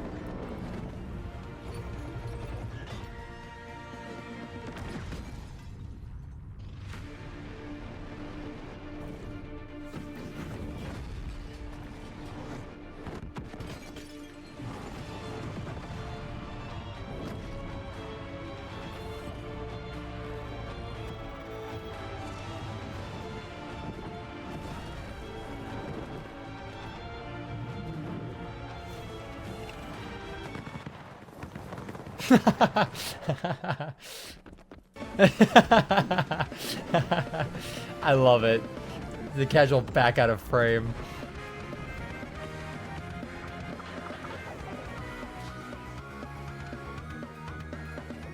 Arsonism at its finest.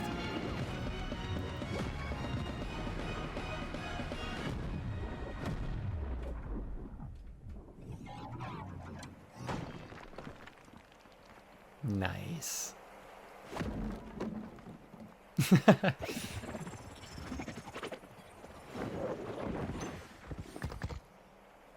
Is that it?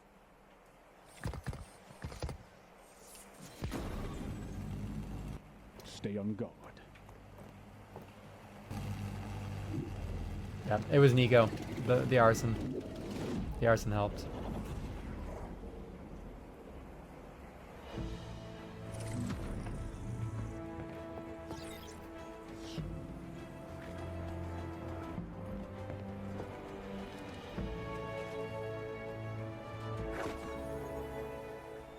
Whatever burden you endure, let the past be. Press on, for every moment is precious.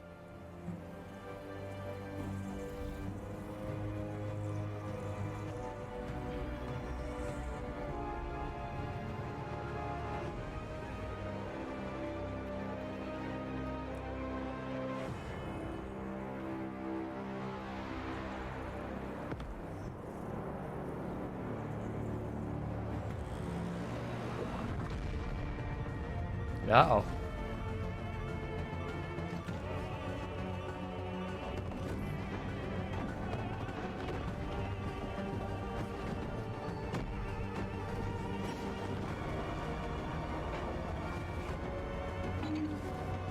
Bonk.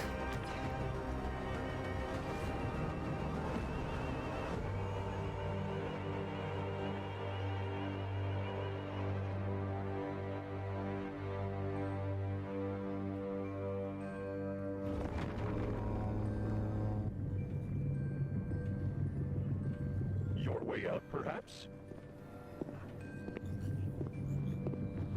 Goodbye, superstar. You're my superstar.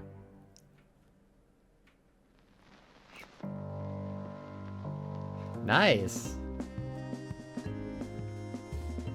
That was good. Something at the end here? Oh, there is something at the end here. Come on.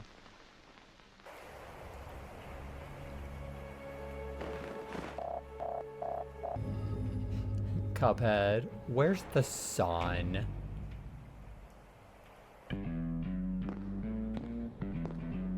Yeah, R.I.P. Hollow Knight. Oh, here's V1. Y'all are fucked now.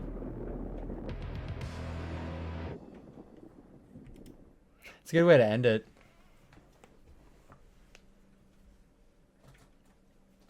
I like that. I thought that was really cool. I love the animation style for all of it. Oh yeah, I can imagine taking those FNAF characters took ages to make because there's so many of them. They all had to be animated one by one. Yeah, Cuphead lost Niko-san. We talked about that.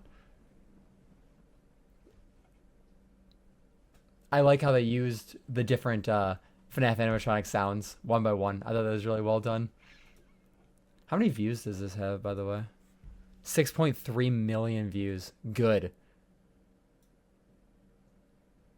I liked it. I thought it was really good. I can't wait for the next episode. Oh, so what I was talking about, open up another YouTube tab. Let's see. So if you guys have never seen Glitch Tale, if you like Undertale, definitely worth checking out Camila Cuevas' channel. 100%. I don't think we're going to have time for TF2 today. I'm not going to be able to go 4 hours today, unfortunately. I'm pushing it a little bit with some of this stuff. If we don't watch it this time, I might watch it on my own time or something. But real quick, before I head out, Glitch Tale Season 1 and Season 2, wherever it is here, this creator, she does all of it herself, and definitely worth checking out. 100%, especially if you love Undertale. Fantastic. They have a lot of fight scenes too, similar to Indie Cross. Very, very well done. The other one is much older, and I don't know if it holds up as well as it used to. This is from 8 years ago. Power Star. It's a 8-bit, 16-bit type Mario and Luigi fighting series. Also worth checking out. This one's much shorter. It's only 22 minutes. But you can tell it's old YouTube animation, but very well done. So if there's any other small animations like that you guys want to see, definitely check out those two. If there's one you're looking for that's a little more mature, I say mature, but more early YouTube, Bowser's Kingdom, really old animated. One quick thing, Hazelnut by Crycat on the OneShot playlist. We can check it out super quick. That's fine. Bowser's Kingdom. Hilarious, stupid slapstick humor, YouTube poop style. So what were we saying? Let's see. Hazelnut by Crycat. Oh, this one is... Oh, it's only 4 minutes. Yep, we'll check that out super quick. And then I do have to head out. Yes, my Google bar on my Brave browser. Oh no.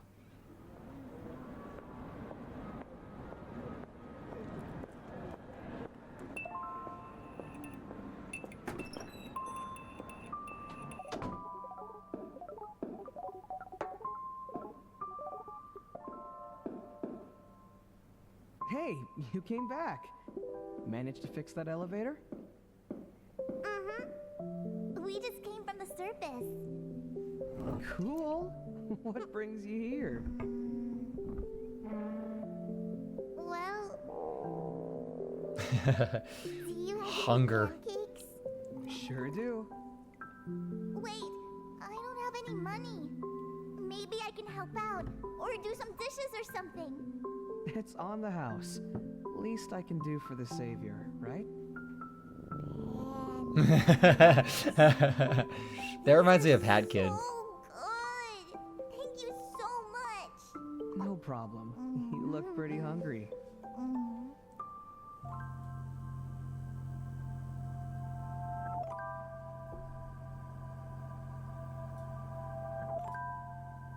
It's so warm. I can't wait to feel that warmth again. So, I guess pancakes are your favorite food, huh? Well, almost. My favorite food in the whole wide world are the special pancakes my mama makes. She likes to pick hazelnuts and grind them up into the batter. That sounds amazing. They taste amazing. She That's so always cute. made them when I was feeling sad. Or lonely. Or... Mama, I really miss her.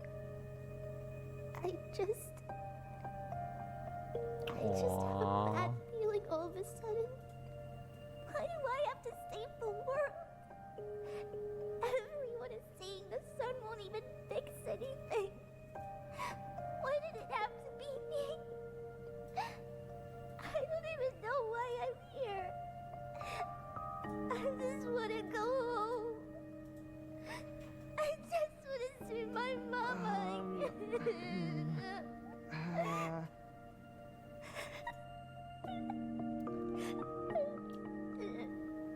Hey, look at this. I forgot I had it here. My mom gave me this when I was about your age. She called it the Choice Maker. I used to be very anxious all the time.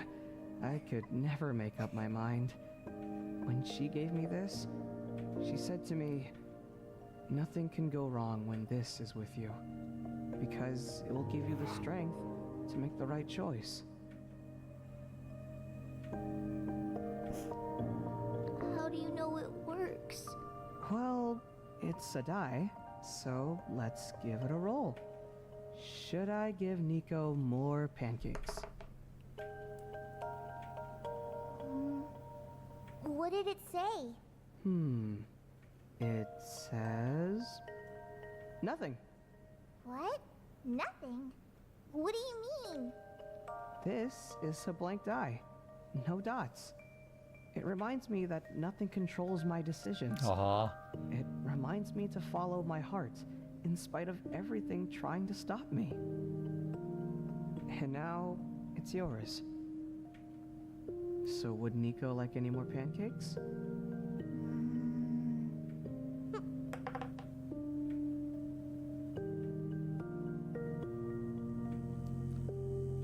Yes. Coming right up. Oh, I liked that a lot. That was really well done. That's a good way to end it today. Good suggestion there, Abyss. Yeah, sorry, it's a little shorter than 4 hours today. But we will be back on Thursday, 5 o'clock. I haven't decided what I'm doing yet, because next Tuesday is when Overwatch starts up, so I might stream that for Tuesdays and Thursdays for just a little bit. I don't want this channel just to be Overwatch, but I'm considering on Thursday maybe doing 1 or 2 Five Nights at Freddy's games, like the first one and the second one, or depending on how long it takes, 1, 2, 3, or something like that. Just kind of see where we get from there.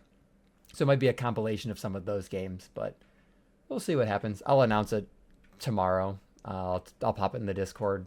So thank you guys so much for being here today. We got to finish One Shot. We got to make some pancakes, and we got to react to Indie Cross, which was awesome. So I will see you guys on Thursday. Thank you guys, and I hope you guys have a good night.